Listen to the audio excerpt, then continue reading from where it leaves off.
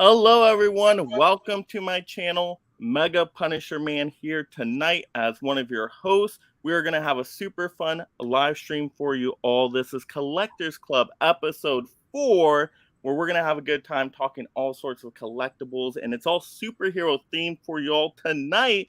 So let's go ahead and bring in this Fantastic Four panel to go ahead and say hello to you all. How we doing out there, everyone? Great. Doing super, man. I'm doing that's Hulk awesome. good. I can't make a good pun about that. Yeah, no pun for Batman. All right. Well, before we get into this, let me just remind everybody tonight, go ahead and Hulk smash that like and subscribe.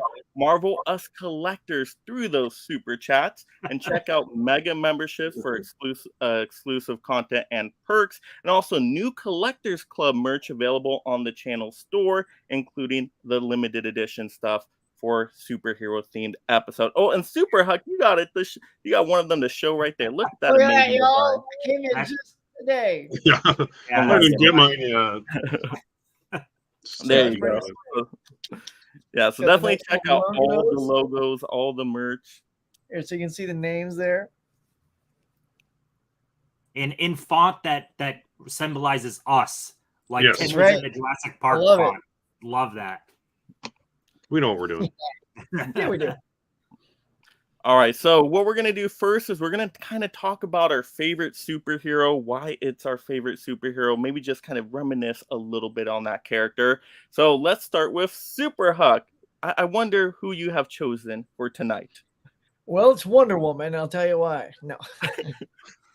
Oh, I think you know why. So as we dive into our favorite heroes, it's for me, it's always been Superman. Yeah, it's funny because you have like these little people that are in camps. You know, you got Star Wars or Star Trek, and Batman or Superman. It's like you can love all of those. You don't have to pick. That's what drives me crazy. It's like, guess what? I have a lightsaber and a phaser. I like both those. And so while most people tend to defend Batman and say he's more relatable, I kind of laugh at that because he's a billionaire that can do things he'll never do. Totally can There's relate to that. nothing relatable about Batman other than he's human. Now Right. with Superman, for me, it's his upbringing, right? So what I've loved about Superman is that he came, obviously another planet, but he was raised by a good mom and pop, mom and pop Kent. And that gave him his values. If he landed anywhere else, we've seen those, Mike, you probably know those Elseworlds, what if Superman was raised in Russia? Yeah, like Red Sun and stuff. Yeah, fascinating stuff. But he was raised here in Kansas, and they instilled in him all of those good values. And as you can see behind me, I got all my Superman swag. I got, let's see, where's Smallville? Wait, you'll never see it. It's right over there. It's behind you. It's behind me. And but that's what I loved about Smallville, and especially like the portrayal that of Jonathan Kent, is he was just by John Schneider. That's the dad, right? That's the dad that taught him right from wrong, and those are the values that he brought out into the world to use his superpowers and his judgment on what's good and bad. So to me, that's relatable. That's relatable. I have parents like that taught me right from wrong. So he's very relatable. Yeah, every superhero, you have to take the superhero stuff out of it and then go, then what? What else are they? And what he is also Clark Kent. And I love who Clark Kent is, right? I love all his values. So so that's just who I've loved growing up. And I've also loved his superpowers too. I mean, when I grew up, I watched Super Friends on TV in the morning. And his powers, look, he can fly, he's super strong, he's got laser eyes and freeze breath. And I'm like, that's a pretty dope checklist of superpowers. Who would want all of those at any given moment? Sometimes he's a bit overpowered, but I do like that some artists and creators sort of pull his power down a little bit. I like that he can't push a planet, and stuff like that. Yeah. It gets much. So it's sort of like, I feel like if Superman is basically Thor, like Thor has limitations, but he's pretty super powerful. If we can keep Superman just slightly above that, that's cool. At least cinematically. In comic books, you can do whatever you want. But cinematically, I think we need him, to have some weaknesses. So he can't just do anything to anyone, right? Yeah. But yeah. And he's also Yeah. susceptible by magic. So there are some things out there that can control Superman. So I do like that they've created some weaknesses and things like that. So yeah, man. I was a big collector. That was one of the big comic books that I collected growing up, was a Superman, was Spider. And this tells you how I love both camps. My two biggest titles in each camp of the solo titles was Spider-Man for Marvel, Superman for DC, and the groups was Justice League for DC and the Avengers for Marvel. And those are my jams growing up. So there you go. That's why I love Superman. Huck, you know your Superman character. I was about to quiz you. I'm like, I got a good trivia question for the trivia master. I was going to be like, name me 3 weaknesses that Superman has. And you already said magic. So I'm like, okay, you know the other weaknesses. Never mind. Let's move on.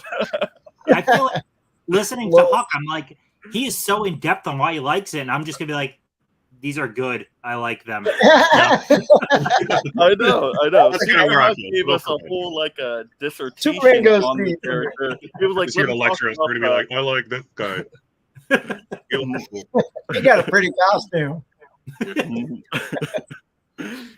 No, I liked how you described it, Huck, talking about that contrast between him and Batman, because he is much more relatable and he is more human-like, you could say, because of that culture and upbringing he had. So I loved how you pointed that out. I mean, he gets a job at the Daily Planet. I mean, he's working. He's not like Batman, just chilling. Yeah, he can do whatever he wants. Style.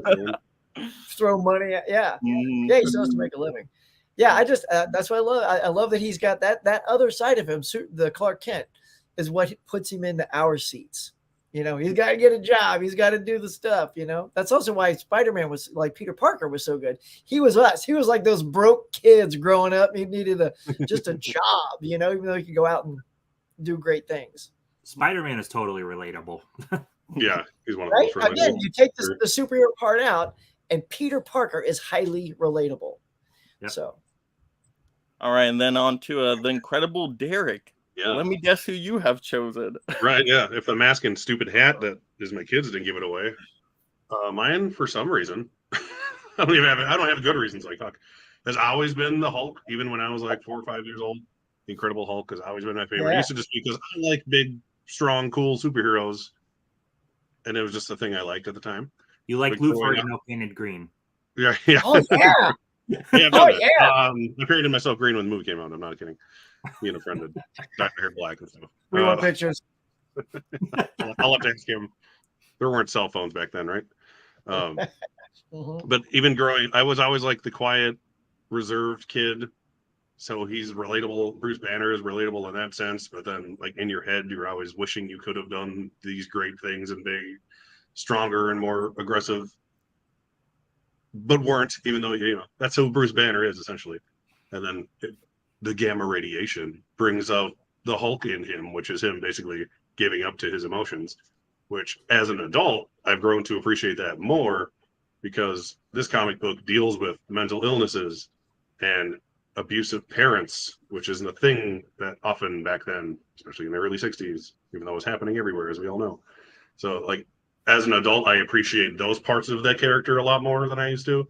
And as a kid, I just thought he was awesome and had the coolest powers because, he's infinitely strong. He has very few weaknesses. He's bulletproof. He is, essentially, he's almost instant healing, even more so, or as much as Wolverine. And if he gets angrier, the bigger he gets, which there's only one movie we've ever seen that happen in. We'll get into that later. So one of the few reasons. I have more things to show and describe later, but I love me some Hulk, and I always have. Yeah, Nice. definitely a great choice. All right, Captain America. So Now your dissertation on Captain America. there's no, and Captain America is not even my choice for this question. God, you guys had like such deep. Basically, I'm between Spider-Man and Batman, and I can't pick. And they all stem from. I watched Batman Beyond when I was a kid. I loved Batman Beyond, and that kind of went from there. I didn't see Batman '89 right away, so Batman Beyond was my starting to love of Batman. And the Spider-Man 90s television show, the cartoon, loved that. That was so much fun. So yeah, those are where I started liking those characters. I didn't grow up reading comics when I was a kid or anything like that, so I read comics way later. So yeah, those are I'm kind of tied there. I can't really pick. I like both of them a lot. I'm cheating, I know, but both offer something More the similar. merrier. But it's the best of DC for me and the best of Marvel for me. Those are the two I like the most. Nice. I can't go as in depth as you guys on. But your fine. love is still there. Now, what was the Spider-Man cartoon? What was the one? Oh, there was a cartoon in the 90s. The It was Fox just called Kids Spider-Man, animated one. What? The Fox TV one. Yeah, the animated Saturday morning Yeah, that show's cartoon one. great. Yeah. Yeah, on Disney Plus. there's been so many. Was it Spider-Man: His Amazing Friends or after that? No. Yeah. It was just called Spider-Man. Yeah, Yeah. it's from like 1994. It's on Disney Yeah. Plus. I actually watch it with my kid. He likes it too. Yeah. Right. That's cool. It ran for quite a while. Yeah, it had like 5 seasons or so, Yeah. about as long as the X-Men show did. Yeah, those were all pretty good cartoons. Nice. And then, of course, for me, mine's obvious as well. The Punisher, yay! Yeah, but I've always enjoyed the Punisher, similar to Batman, in that he has no superpowers. Even though he's very technical, he does have a lot of skills from his war days. I've always just liked him as a character, kind of being, I guess, like the boogeyman in a way, right? He is no longer Frank Castle. Frank Castle died with his family. He literally is just the Punisher, where you have your other superhero characters that have their dual personas. But at the end of the day, Spider-Man, he's Peter Parker, right? But he uses a Spider-Man persona to fight crime. There's no Frank Castle anymore. Frank Castle died. It is only the Punisher. So I always found that very fascinating. And literally, he's just there to clean up crime, punish the bad people by any means necessary. So he always has, an arsenal and things of that nature.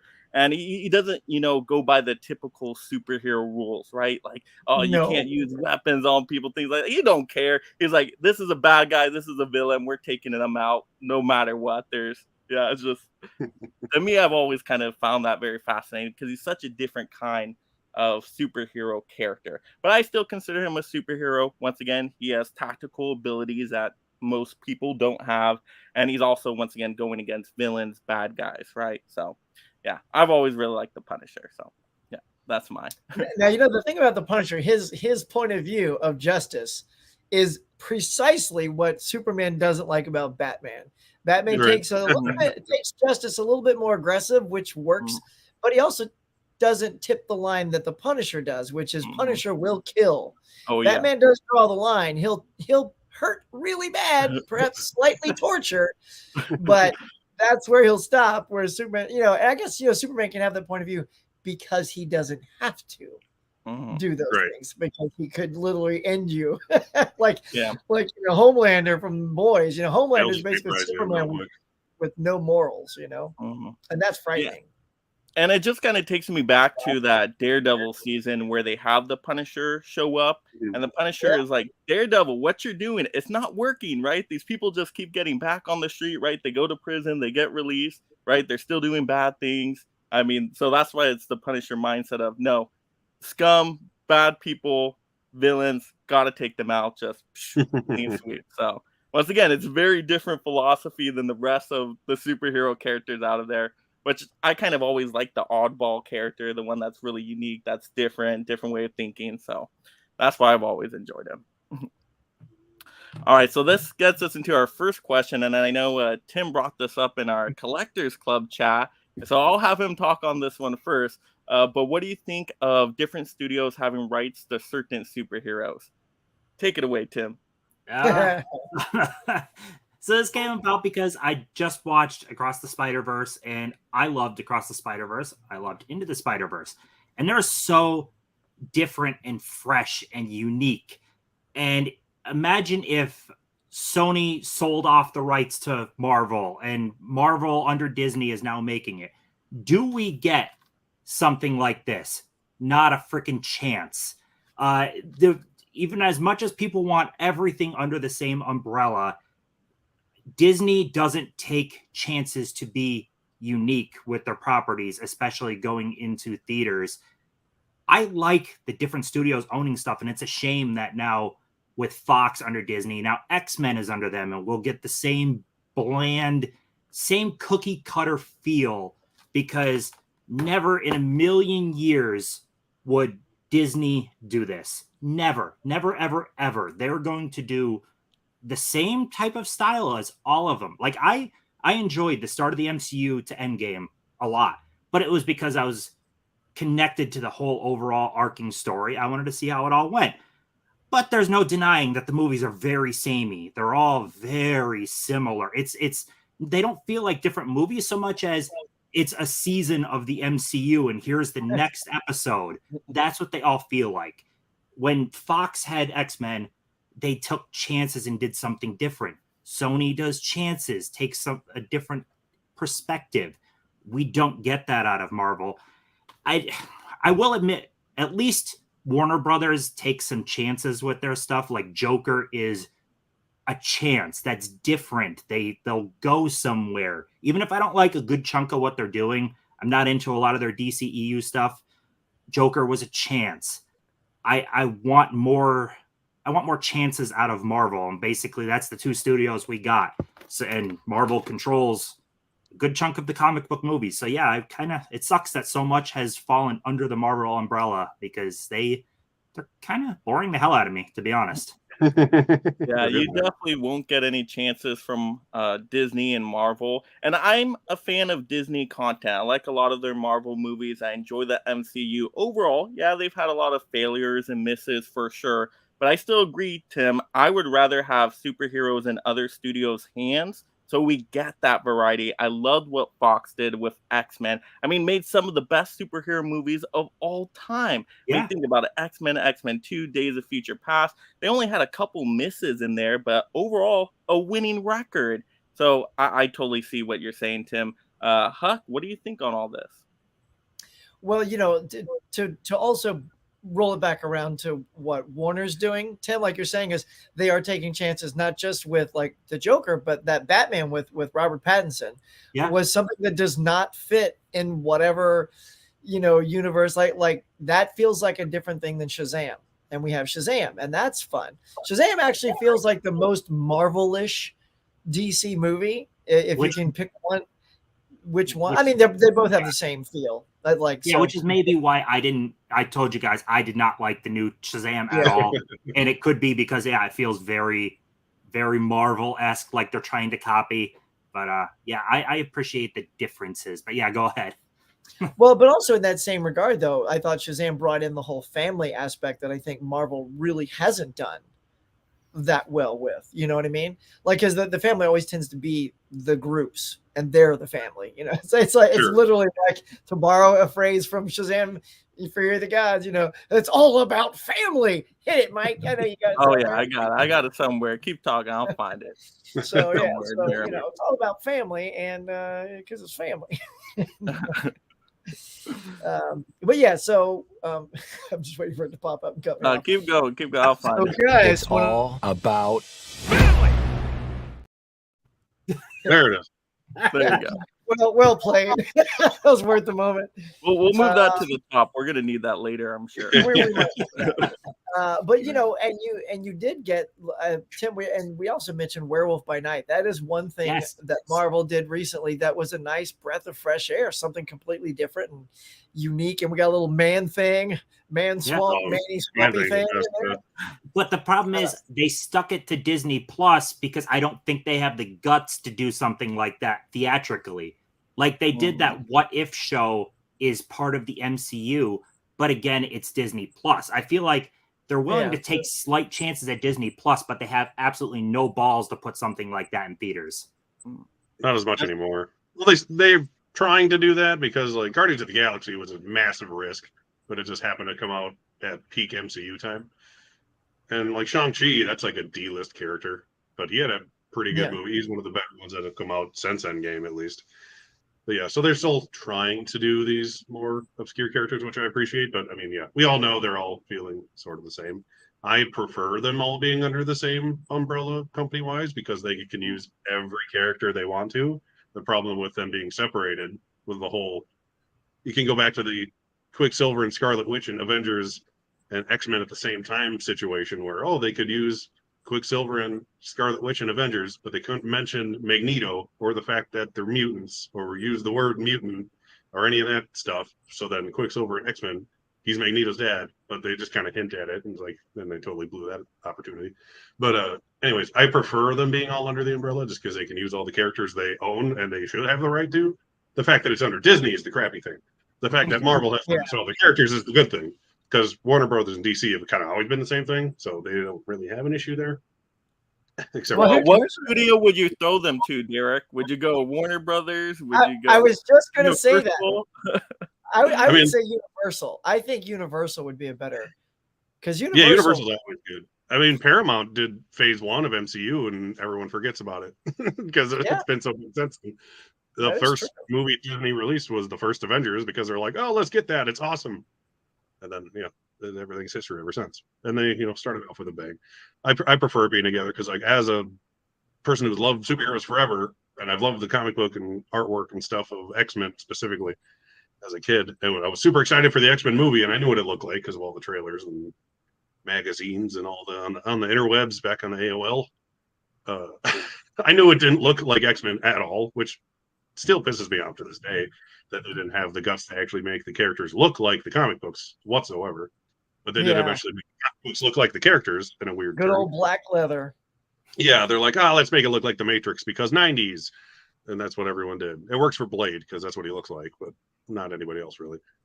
So but I didn't they have the piping was the only hint, like Wolverine's was yellow piping. Yeah, Wolverine had like the three things here. And they even like hinted at the costumes at the last shot of which one was it?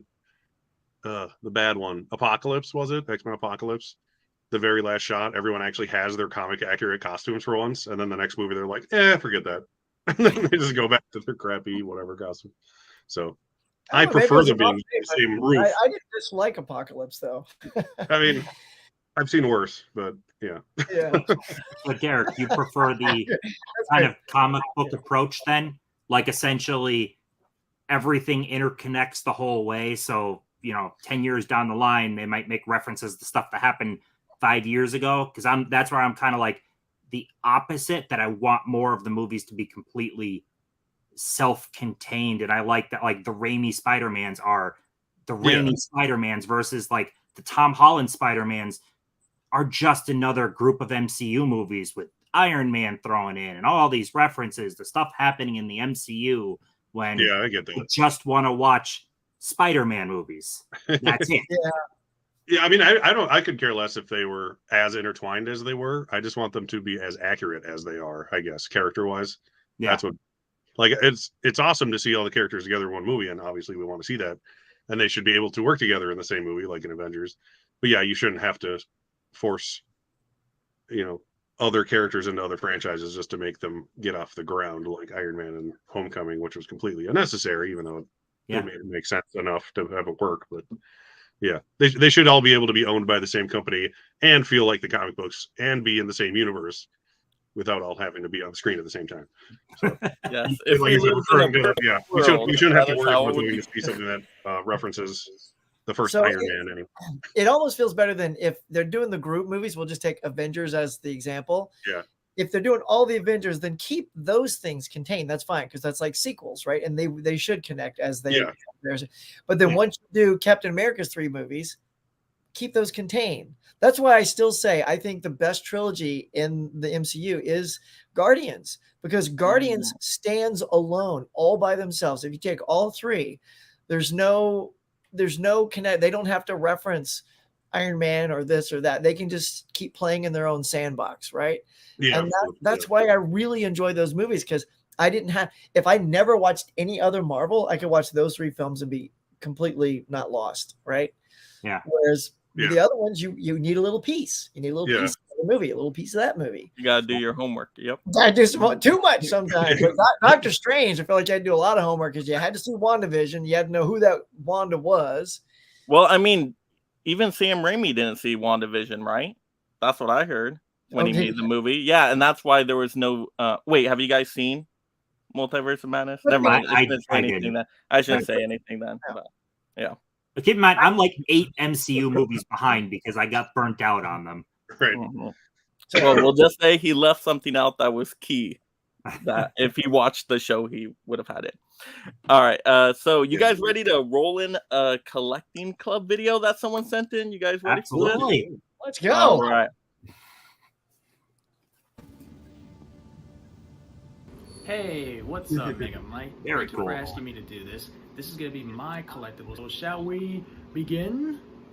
First up, here's my Marvel Legends collection here. I got most of these from Target, with the exception of the Captain America looking one from Best Buy's website for really cheap, including this cool, nice looking Firestar here from Nice. Best Buy as well. All right, the next one up here I have is the Gold Ranger from Power Rangers Zeo. All right, I have this very cool Black Cat from the Spider-Man animated series cartoon, if you can tell. 2 DC figures I brought from Target. Some Star Wars, some more Star Wars from the prequels, from the sequels, Look at that box and set. originals. Next is 3 leader class Transformers. You got Sentinel Prime from Dark of the Moon. You got Megatron from Revenge of the Fallen, along with Optimus Prime. And here is a couple of my last collectibles collection with Transformers, Disney, and Star Wars. Look at that giant Optimus truck. That's awesome. And I the know, I was final looking last right shot at of Optimus my Prime is so cool. collection Alright. is So Transformers. there we have it, Mike. What did you think? Thank you once again. Perfect person to pick for a superhero themed episode too. Perfect Yep. person. Very I cool. thought, Even I if you thought of told me. him right away. I'm Those like, are I great. need to mention Scott on here for this super themed episode. But Yes. what'd you guys all think of that? What'd you think of some of the collectibles?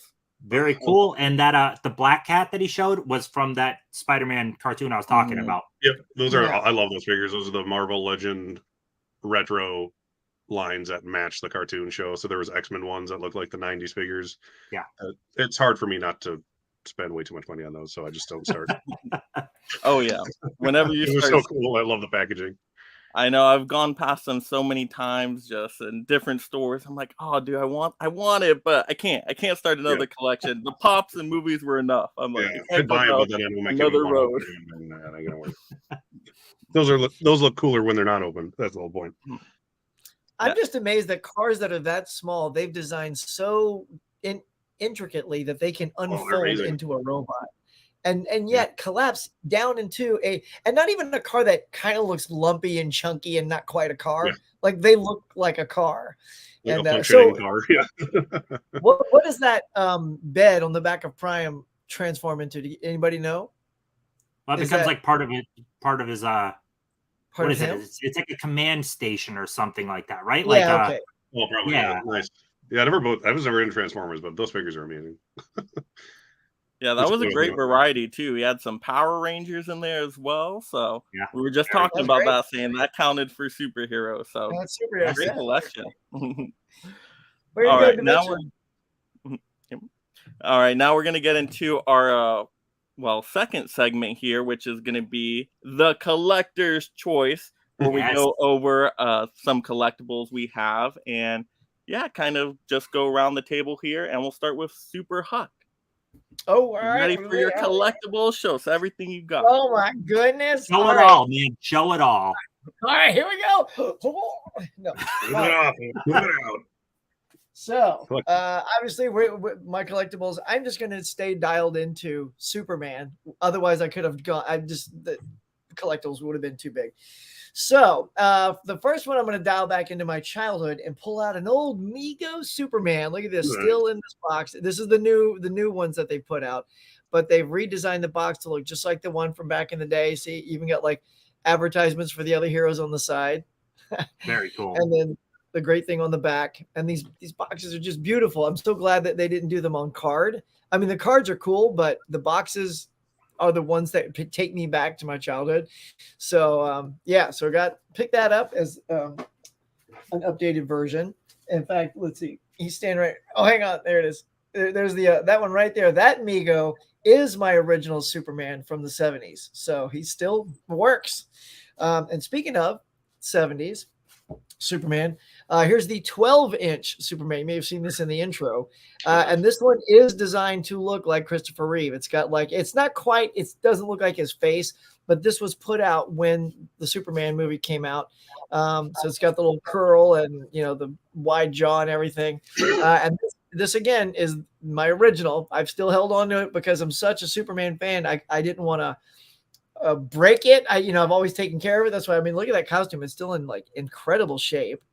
Even the cape's not even frayed or nothing. So Huck takes care of his toys, y'all. I figure out where to put these as I grab the next one. Right. And then, here, I'll do the in the toy stuff and just do this one. So this is a great Funko that I love. This is, again, designed with Chris Reeve in mind. It's got the color palette and the S, and then the swirl is very reminiscent of what Chris, when I saw this and he's standing like perched on, like a ledge or something. It's very cool. It's even got the S on the back of the cape, which you don't see all the time in movies. Like Cavill didn't have an S, but Chris did, and I just love that. So totally dig that as my Chris Reeve pop. All right, now to get out of toys for a second, these are the soundtracks of my life, y'all. Not to quote my own thing, but here we go. So La La Land has redone and remastered all of the Superman soundtracks. And guys, let me tell you, if you are a soundtrack fan, go to lalalandrecords.com and check this out. I mean, look at all these tracks. It's like 2-disc set. It's just phenomenal. Got a nice little book inside. And actually, this is 3. And these are all the tracks. Like, many of these tracks have never been heard before and have never sounded this great before. So once this came out, I was so excited to get that. And this has been released many, many times in many versions, and I have many of those. But what has not been released is Superman 2 and 3 in this one collection. Awesome. And it is so good. So Ken Thorne took over for look at this packaging, y'all. It's so well done. Ken Thorne took over for John Williams, but they still use, and like a little Richard Pryor disc there. And of course, the Superman one from Superman 3 is the one when he defeats evil Superman in the dump. So that is so good. Let me tell you, the part 2 is excellent. But what is astonishing is this Superman 4. While not being the best film in my opinion, this soundtrack is so good. And it's by my boy Alexander Courage, who did the music for Star Trek, the original Star Trek TV show with Kirk, Shatner and Nimoy. He is the composer on this soundtrack. It's music by John Williams, but composed by Alexander Courage. And it is just a banging soundtrack. It's so good. So I'm elated to have all of the Superman soundtracks in such excellent form. Still going, y'all. Here we go. And back in the day, speaking of Superman the movie, they had this great book. Tim, you love books, baby. Yes, and I this do. is I made a little that's my own little bookmark there. But this is basically just the making of Superman the movie. And this is before we had our DVDs, y'all, and had all the making ofs and interviews and all that. This book is fantastic. It breaks it down how they found Chris, chose Chris, almost didn't have Chris, how they almost didn't have Richard Donner as the director. It was going to be the James Bond director, John Glenn. I think it was John Glenn. But he had a passport issue. He couldn't go to England to shoot the movie. He was not allowed to. So the Salkind said, well, who's hot right now? And based on The Omen, which had just come out, it was a huge hit. They both loved The Omen. And so they chose Richard Donner based on The Omen. And all that good stuff is in this book. So just loving these collections, y'all. And then speaking of that movie, when I stood in line, we all sort of have memories, right? When you see these big things for the first time, they handed out these programs, right? They also had Rocks of Kryptonite, which I don't have anymore. I don't know what happened to my Kryptonite and all my moves, but I still have this. And it's a program they handed out to you. And this is the same one. This is the exact same one that they gave out to people waiting in line to see Superman. And I'm telling you, as a Superman fan, look at that just beautiful shot of Chris Reeve. Man, when I'm little Huck sitting in the theater just holding this, reading it before the movie comes on, holy hand grenades, y'all. It was good stuff. And then we're almost done. Hell yeah. No, keep it going, man. Keep it going. Right. Here we go, y'all. Let me just get this done right. This is what I love. I mean, this character. This character makes me get all this stuff. These are the collector's cards for this movie. Stand up just a little bit, right? And it's like all of the versions. So it's like, there we go, take the shine out. So these are like foil cards in the front. And then you have the white framed versions. And then eventually you get the red framed versions. So there were 2 different card sets. They did the same thing similar to Star Wars. There were different colored sets. And then there's also cards for Superman 3 in here as well. Let's see. And there's a Superman 2. So we get all the Supermans. And then even in the back, y'all, I've got let's see. Do I have there it is. I have Lois and Clark. Nice. So they only did 1 season of cards for Lois and Clark, which is a bummer because, of course, as a completist, I'm like, no, you have 3 more to make. They did not make those. Loved. All right, 2 more things. And you guys are going to love these. Oh, Tim, lobby cards, baby. Yes. Look at these, man. These are original lobby cards. This is back when Huck had disposable income, But these I just love. These were all the promotional things they put out for the film. And there used to be a store out here in Hollywood that had these. So I went and picked this perfect setup. There's one missing. It's not in the set because it's on my wall in the office. And it's Chris when he's on the railroad track and he's bending up the one track just before he puts his head down. That's like my favorite one. So that one sits in the office. Very cool. This is another one of those programs that they, gave out. This one I did not get on the spot. I paid $1 for this thing, so I don't know what it's worth, but found it for $1. And then finally, Superman 2. Those great again before DVDs. This was your making of, y'all. This was all the splash pages and good stuff right here. So all of these things, it's very rare, guys. I come across a movie that just touches me like Superman because he was my favorite character. And I couldn't get enough of Superman swag, man. So I just kept piling it on and there it is. So I was very happy to show those to you guys tonight. There you go. That is a hell of a collection. You are the super Huck. There's no other way to say it. You had every superhero thing I could think of with Superman. I mean, that was absolutely amazing. And behind me too is all the Superman movies. I got the movies. I got the Dean Cain TV show. Like even all that stuff. So very cool. We showed that Mego off. I was like, "Where's his yellow S?" And then you talked about it. Yeah, baby. Yeah, the only thing you get is the yellow S on the figures, but that costs too much. Yeah, probably. All right, and before moving on, I do have to shout out a super chat we received. So got to shout out this. We got Tiana Loves Movies. Tiana, you're super chat. Thank you so much, Tiana. Bob wants everyone to know that he thinks Tim and Derek look good tonight and that he is watching. Well, thank you so much, Tiana. Thank you so much, Bob. Greatly appreciate it. Of course, we got to find a little thank you video here for you all. Let's see. You look really cool. Thank you. There we go. Fit perfectly. I even shave for this? Come on now, Bob. What's the matter? Mike and I don't look good? Oh, well. I didn't shave either. All right, to the handsome fellas. Yes. Over to the incredible Derek. Show us your incredible collectibles. Well, mine are all Hulk based for the same reason Hulks were all, I was called him Hulk. The Incredible Hulk up theirs were all Superman based because I have a lot of them and we'd be here all night. So I'm going to start off with the figures to make room on my desk. So we have classic MCU Hulk. If it sounds like you're throwing them behind me, it's because I am, and there's a container back there. We've got Gladiator Hulk. Nice. We've got everyone's least favorite and my favorite because I actually read the comics, Smart Hulk. And then I got my vintage ones here. So those are mine and my kids. These are all mine. This is the Hulk I have had since I was 5 years old. He's obviously beat the crap because I played with it a lot, but I still got him. So yeah, these are hard to come by. In 1991, this one came out. So I was either 5 or 6 when I got it for my birthday, I want to say. So I'll probably just turn 6 when I grabbed it.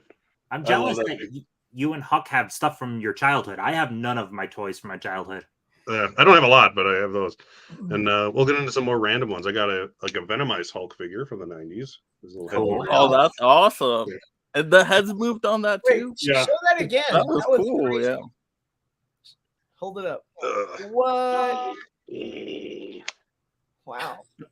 And I got a one pop figure with Hulk. It's a zombie red Hulk. He's always right up here. That's where he fits. I got one of my favorite Hulk incarnations, Mr. Fix-It, from the actual Hulk line of figures from the mid to late 90s that I wish I still had the rest of. But this one was always my favorite. I always loved Mr. Fix-It Gray Hulk. which they almost put in Age of Ultron, but then chickened out because Disney. And one more Hulk figure here. It may look like a beat to crap Hulk figure that is obviously missing pieces, but you'd be mistaken. Give me a second. Since we already saw some Transformers, I want to show you this. It isn't just the Hulk. It is, in fact, a really stupid-looking dinosaur. Oh my goodness. Well, And then we have a pewter and bronze Hulk statue that I've had. This was probably the last thing I ever bought at a KB Toys, so memories. There was a gold Captain America one and a silver Spider-Man one that represented the gold, silver, and bronze era of comic books. I have, gosh, so much crap up here. I went to the comic book store the other day just for fun and told my kid to pick out one comic book. I didn't care what it was. And of course, he picked out a Hulk comic with this cool anatomy artwork on it. So I thought I'd just show that because I haven't even looked at that yet. And I have this. Basically, everything you ever want to know about the Hulk in this book. I despise this artwork, but I love this book.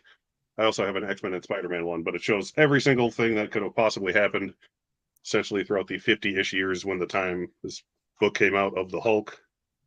So it shows him turning into Smart Hulk and all those cool things. I love these encyclopedia-esque comic book things. That's kind of where I learned all my nerdy encyclopedia knowledge.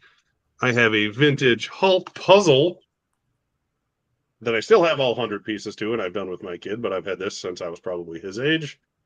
Who remembers Rose Art? Remember that company? I do now. you have all the pieces? Yep, I did. I made it the other last year. I made it with him.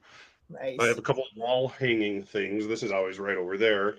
I have a Spider-Man and Captain America one right above it. It's like a 3D thing Nice. from Home Goods or whatever the heck store it is. I got this one. I love the artwork on this one. It's like an old comic book, panel with the issue number. That's always on the wall over there. And I showed this off in one of my videos. I haven't had a chance to hang it yet. It's Incredible Hulk 181 comic book cover poster with the first appearance of Wolverine on it. Don't worry, there's more. Go for it, man. That's good worry. And I have some trading cards too, but these are just my Hulk specific ones. Otherwise, like I said, we'd be here all day.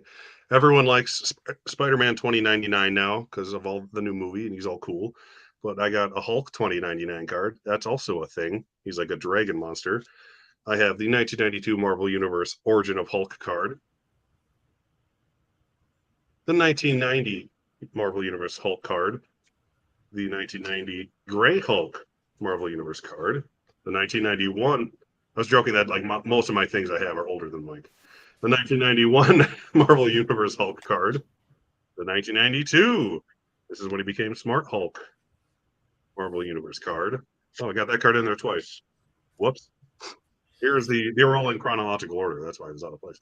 This is the All Hulks Unite card when the Savage Hulk, Bruce Banner, and Mr. Fix-It became the Smart Hulk. Marvel Masterpiece 1992 Hulk. I've always wanted this tattooed on my back. 93 Marvel Universe Hulk. Hulk versus Hulk before they moved into one Hulk. 93 Marvel Universe or Marvel Masterpiece Hulk. And I got that one already. 94 Marvel Masterpiece Hulk. 94 Hulk 2099 Marvel Masterpiece card. Yes, I have all these sets, by the way. 95 Marvel Metal Hulk card. Marvel Metal Hulk 2099 card. And one for Huck. The DC versus Marvel Yep. event from the 90s, which became Amalgam Comics, and that was really cool too, if anyone remembers that. The Hulk versus Superman fighting each other card there. And what else do I have? I have one more thing. What else do I have? This is the last. This is the most sentimental thing, so I saved it for last. This is the ceramic Hulk, which looks like Lou Ferrigno. You can't tell. I wanted him to have brown pants, so this was painted by my mother. Oh, It's hanging over there along with the Spider-Man that she also painted, that I've had probably since I was 4 or 5 years old. So that I still have as well. That's Wow. awesome. that still looks fresh, man. Yeah, the Spider-Man fell and his leg broke off, but it's fixed. Other than that, they're in good shape. Yep. That is all the stuff. Besides, my shirts and my Hulk mug I'm holding. Ah. There we go. We're sharing some Hulk love for you. Yeah. I want to get that Blu-ray set too. Both of those. I don't have those. I It's just so grab cool. non-movie things. It's right out If on I sale. knew, I would have grabbed some Hulk stuff. Right? I think during the Amazon Prime sale, this hit like a Yeah. 30 Every time it goes on sale, I'm so tempted to get it because my kid actually likes it too. It looks really good too. It's a nice set, and this is by Universal, so you don't get that Mill Creek compression. Everyone loves that Mill Creek compression. I forgot to hold on my Superman for you, Hook. I got one for everybody down on the floor here for when they talk about who they're talking about. All right. That's all I have for that segment, I think. Yeah. I think. All right, now to Captain America. All right. Tim. So my love, I guess, doesn't run quite as deep as those guys. I don't have all this classic stuff, but I'm going to show you some Spider-Man universe stuff, Batman universe stuff, and then a couple other random superheroes because I don't know if I'll ever show these on another show unless we literally do another superhero themed, and I have other stuff too. So let's start with Spider-Man. Little Miles Morales statue goes on by Magnet. Got that. We've got two different Spider-Man, same statue, just painted differently for the black suit Spider-Man and classic, but those are cool. These are pretty cheap too. Put those down. So I got statues and I've got prints. I really like Spider-Gwen and I like Spider-Gwen well before. Very cool. Yeah, well before she was in Spider-Verse when it became cooler to like her. I've liked her for a while. So yeah, I've got several statues of her. I didn't bring them all out. I love the action on her, Tim. The face and the hair. Can you show the face a little closer? Yeah, cool. Yeah, look at that. Yeah. Boy, the motion in that figure is fantastic. And then let's hop into some Batman. We've got, like I said, Batman Beyond was my jam.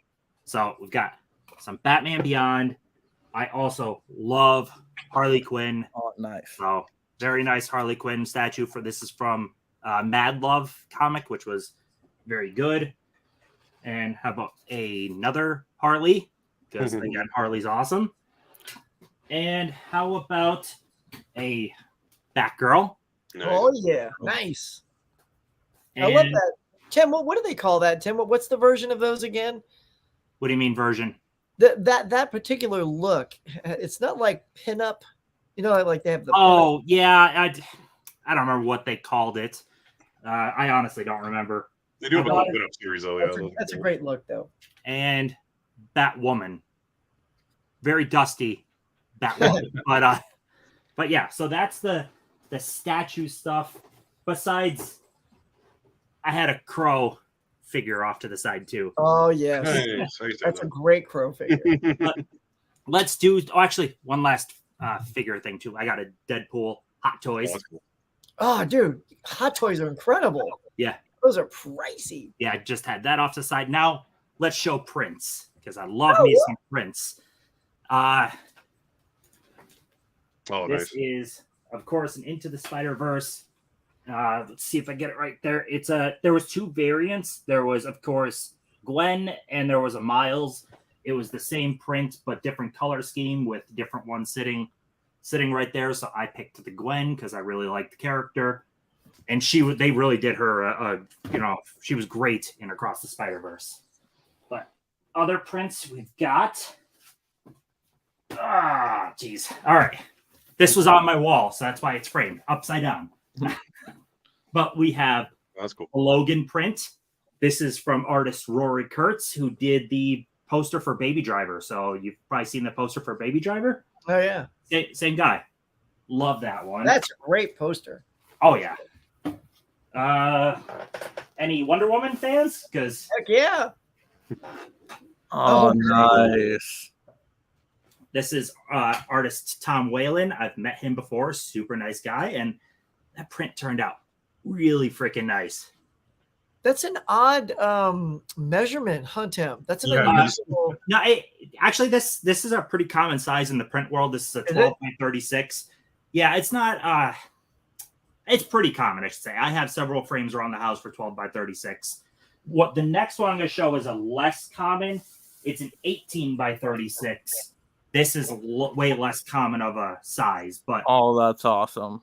Oh, go Sinister Six. Oh, I love that. Those are- Yeah. Look at that shocker, baby. Shocker. Nice. So, and you know how you see how the border is black? One of the cool things with the screen print poster and stuff, this is actually black paper. So all of the black you see is actually just no ink there. It's not like it's actually ink to make it black. That's cool. That's awesome. Now, Tim, that's what they did. Since you love Batman, isn't that the technique they did for Batman the Animated Series? Was they animated on black cells instead of white? I didn't actually know that. Yeah, that's right. Yeah. I've heard of that. And as you can see, this is black paper too. But we have a Batman Begins. That's awesome. Dang, that's Oh, cool. killer. So yeah, I love that one. Turned out That's a really nice. Clever design. And I like that. one last print, which who does not love the Turtles? Oh, nice. That is great. Teenage Mutant Ninja Turtles? No, bunga, dude.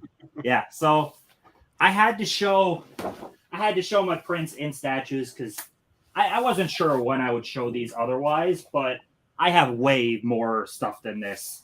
So even though I'm gonna be the lacking one in knowledge, I have a lot of stuff too. So that's what I've got. I know, Tim. You were like, I'm lacking over here. I thought you were gonna pull like one or Yeah, two you or were three fine. items. You pulled out like 20. I'm like, okay. Yeah, I think we all have stuff that's still sitting. Like I got Superman posters that are in the garage I couldn't get. And, Right. yeah. So Tim, nicely done. Thanks. I'm sorry I didn't stick to one person. Oh, that's fine. Oh, those were awesome to see. Oh, All right, those Mike, were- show those us your prints were goods. so nice. All right, yes. Now to get on to the Punisher stuff. So I try to go with a variety here. So a lot of different stuff. First, we'll just start with kind of a artist drawing that I got at a comic convention. Punisher is all sad because they're still dead. So yeah, very sad. As is Yeah, all. yeah. The artist was selling all these comic book characters that were just like all sad, depressed characters. All right, and then let's get into some pops. I'm not going to show you all the pops because I got a lot of them, but we got Punisher Nemesis, which is a really cool one. Yeah, that's cool. We got Venomized Punisher, of course. And then let's see. We got Punisher Thunderbolts, which I'm really mad that he's not going to be in the Thunderbolts movie from Marvel. That is There was ridiculous. Walgreens exclusives. Yes, Yeah. Walgreens has a lot of pop exclusives. Yes. No Even I have kidding. one. I have like 7 pop figures. I have a Juggernaut. That was a Yeah, and they're usually that's why I tough bought to it. get too. It's like what? Because Walgreens doesn't carry always a whole lot of them, so they usually sell out pretty quickly. Yeah, and then here's an exclusive Punisher one. I love the classic costume. That's my favorite version of the Punisher. Yeah, that's great. And then, of course, my favorite Punisher pop of all time. Well, my favorite pop of all time, just in general, because it has my 2 favorite hero characters. You got the Punisher right from the TV show, and if you look closely, he's holding the Daredevil mask right there. So he's holding that Daredevil mask. So yeah, Daredevil's my second favorite hero character. So Chase Edition, awesome. Really like that one. Very cool. And then more stuff. Let me grab let's go with the plushie, of course, because you need something to snuggle at night. There you go. Scar. Punisher, a plushie right there. And then let's go with some comic books, shall we? We got to show some comic books here. So let's go with just a few of these. We got the Punisher in his first solo series. So that's that is really such a good cool. one. Mike Zeck, right? Mike Zeck is the artist on that.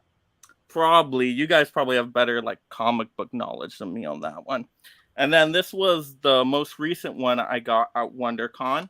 And this is an Amazing Spider-Man one. So you got Punisher. Nightcrawler. That's awesome. Yep, Nightcrawler is my favorite X-Men character. So that's why I wanted to show this off, because you got the Punisher, you got Nightcrawler, you got Spider-Man. And then also this is the first appearance of Jigsaw, the Punisher's main villain. So that's nice. really cool. So really like that one. And then, of course, this one I believe I showed on Tim's channel, but you always got to show this one. So the Amazing Spider-Man, first appearance of the Punisher. So I really love the design of that, just targeting Spider-Man right there. Very, very cool. Yeah, that's You got awesome. the Jackal in there. Yeah, very nice. It's a low grade, but that's okay. It still looks really cool. You got the cover. That's all that matters. When it's Yeah. when it's And even sealed the up back like is that- cool with Evil Knievel. Yep, And it's I had that. old comic books. When it's sealed up like that, it doesn't really matter. As long as the Yeah. front and the back look good, who cares? Yeah, to me, it's just for displayability anyway. And then one last thing. I don't know what this. You guys tell me. Is this called a print? Tim, you will know. You will know on this type of stuff. But what is this? Well, it's definitely an artist print, but it's probably a giclée, which is Okay. And which it's is- signed by Jim Lee, so I assume that's very Jim Lee. important. yeah. So that's gonna be either a lithograph or a giclée. It's yeah, they're very cool. It's probably a lithograph, to be honest. Yeah, from what I understand, this one was very limited as well because yeah, you got the Jim Lee signatures on there too, which is very, very cool.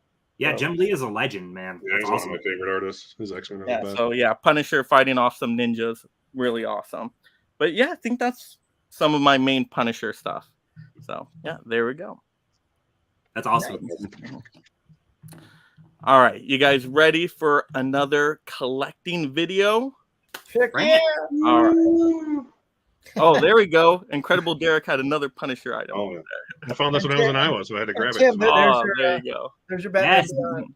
Dude, Batman Beyond needs some Thanks, Caveman. live action love. Yes. Yeah, they keep talking about it, but this never happens. Yeah, and have Michael Keaton do the old Batman. That'd be Yeah. perfect. We got him now. They might as well do it. Timing's right. Got him again. Hi, Mike, Tim, and Huck. Last American Girl here, your resident concert gal, to give you guys a break from the superhero talk and talk about one of my favorite musicians, Mark Hoppus. Here he is in his Nice. Funko Pop form with his signature pink bass. And his little pop is wearing the shirt of his brand, the brand I'm going to talk about right now. Hi, my name is Mark. Logo's a little octopus. Very cute. Some of the things, as far as apparel that I've collected over the years are this year's Halloween special Backtopus shirt. This was a limited run, as well as a very fancy embroidered crew neck that my sister got me. I love that one too. Speaking of embroidered, we've got the embroidered Fender bass case. Oh, nice. And to go along with it, one of my favorite things that I own, Sweet. his signature Well, that's cool. hot Oh, pink nice. bass. There it is with the little logo on the Oh, wow. back, the little octopus. That is his That's a brand. collectible, One man. of my favorite things that I own. I talk about that anytime I Cool can. face. I would too. To go along with it, I also have it in its pin version. Oh, fantastic. I have number 129 out of 400. I also have Jin, his other touring bass. These are the basses that he tours with. This is number 223 out of 400. And speaking of things that I have numbered, I have first printing, first edition of his zine, The Plague, where he talks about, first of all, it is signed by Mr. Hoppus himself. I have number 327 out of 500. He only signed the first 500 copies, so I was really lucky to get one of these. He journals his journey from when he had cancer and during the pandemic and kind of what was going on. He would collect mutated cacti. There he is dressed up as Batman for the superhero theme. See the connection there? Nice. And there's just pictures from the studio. There's the bass that we share. And little notes of his feelings to help him cope. This one reads, went to a party tonight. I was a GQ Man of the Year and had no idea what to do or where to stand. What did I expect? I haven't seen people in years. We were the first to leave, which is really sad because I do have that GQ magazine where he was named a Man of the Year. And it's really sad because the sentiments in the magazine differ greatly from those of his zine. So you never truly know what someone's going through. Well, anyways, back to you guys. That's awesome. That was That's a collection. yeah. Wow. So what do y'all think of that? That's cool. Yeah. We got to up our game, man. She got a guitar. Yeah, you got that guitar in wood, metal, and in other materials. Toys, posters, Goodness. phones. I know, Tim, you were getting excited over there. Well, Blink 182 is awesome, though. She might be Yeah. like the biggest Blink 182 fan ever. That's cool. Wow. Yeah, I she love definitely Angels goes Away, to a too. lot of concerts. So yes. Wow. I love that, was, though. See, that was I think impressive. that's what makes me so happy with this thing that we've started with the color is seeing things like that. What people have, we just have no idea until like it comes out of the woodwork. You're like, look at that. Yeah. I'm fascinated by what people love, and that was a perfect example of that. People's Yeah, secret possessions. I love, even though I love seeing the movie stuff, we're all movie guys, I love seeing the other stuff too. Yeah. So, like, anyone that wants to show the other stuff in a video, please do. Go Whatever for it. cool shit you collect, like that's awesome. I love that stuff. You should change the name to the other stuff, guys. I know I'm gonna have to rebrand my whole name now. The others. Dude, I'm Everything, not making yeah. another logo, Derek. Come on. Okay, it's like a daytime talk show we could have Knock it after off. the show. The other stuff. The other stuff, boys. All right, so our next segment here is gonna be. Actually, no, it's not gonna be that It's one. gonna be that Sorry, one. stepping ahead. That just gave you a little preview. That's Okay. a taste. It's a taste Yeah. of what's coming. But Cinematic Addict, yes, you guys know what this one is all about. We're choosing some movie recommendations for you all. And because we are superhero themed here, we're going to give you two title recommendations. The first one is going to be more of a classic movie, one that's not in the DC MCU universe currently, and then one that is in the current universe of things. So we're going to recommend out those two titles to you. So Super Huck, take it away. What's our recommendations? All right, no surprise here. Look, my older movie that's not in the U is going to be the original Superman the movie. I'm shocked. I know, right? But look, this is what started it all. It really is. I mean, the perfect casting of Chris Reeve is the epitome of what a good actor in a superhero role needs to live up to. So all of the great people we have today that are amazing have to do as good as he did, because he chose. The movie has some cheesy moments, but Chris himself, if you watch them, they had this word on the set called verisimilitude, which is truth in what you're doing and honesty. And so he always approached it as goofy as like Otis might be, or even sometimes Lex. Chris as Superman is very grounded and real. And so I highly recommend this. And to just slightly dig in and show you, to keep that collectible thing going, and why I love Superman is I've turned this particular thing into a highly collectible version by making my own posters that go inside. So these are the posters, right? All some versions. And then they also have these are the lobby cards that I just showed you. So, but I also took a little license. Like there was actually no Lex Luthor lobby card. So I took the one out that just had like the car in the crack, and just said, well, let's replace that with a good Lex one. So yeah, there it is. There's the one on the railroad track. That's one hanging in my office. Go Lois and Clark. So yeah, so you can tell, man, big fan.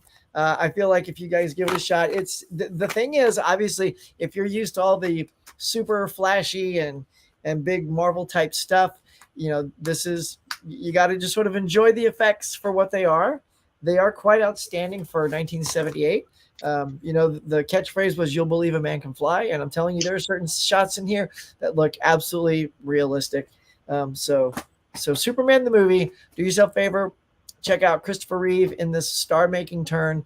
Shortly after this, it wasn't until '89 that we got Batman with Michael Keaton, and then the rest is history from there on. So that is my vintage movie I want to recommend to, especially all you new superhero people that haven't taken a dive back into the old school pool. All right.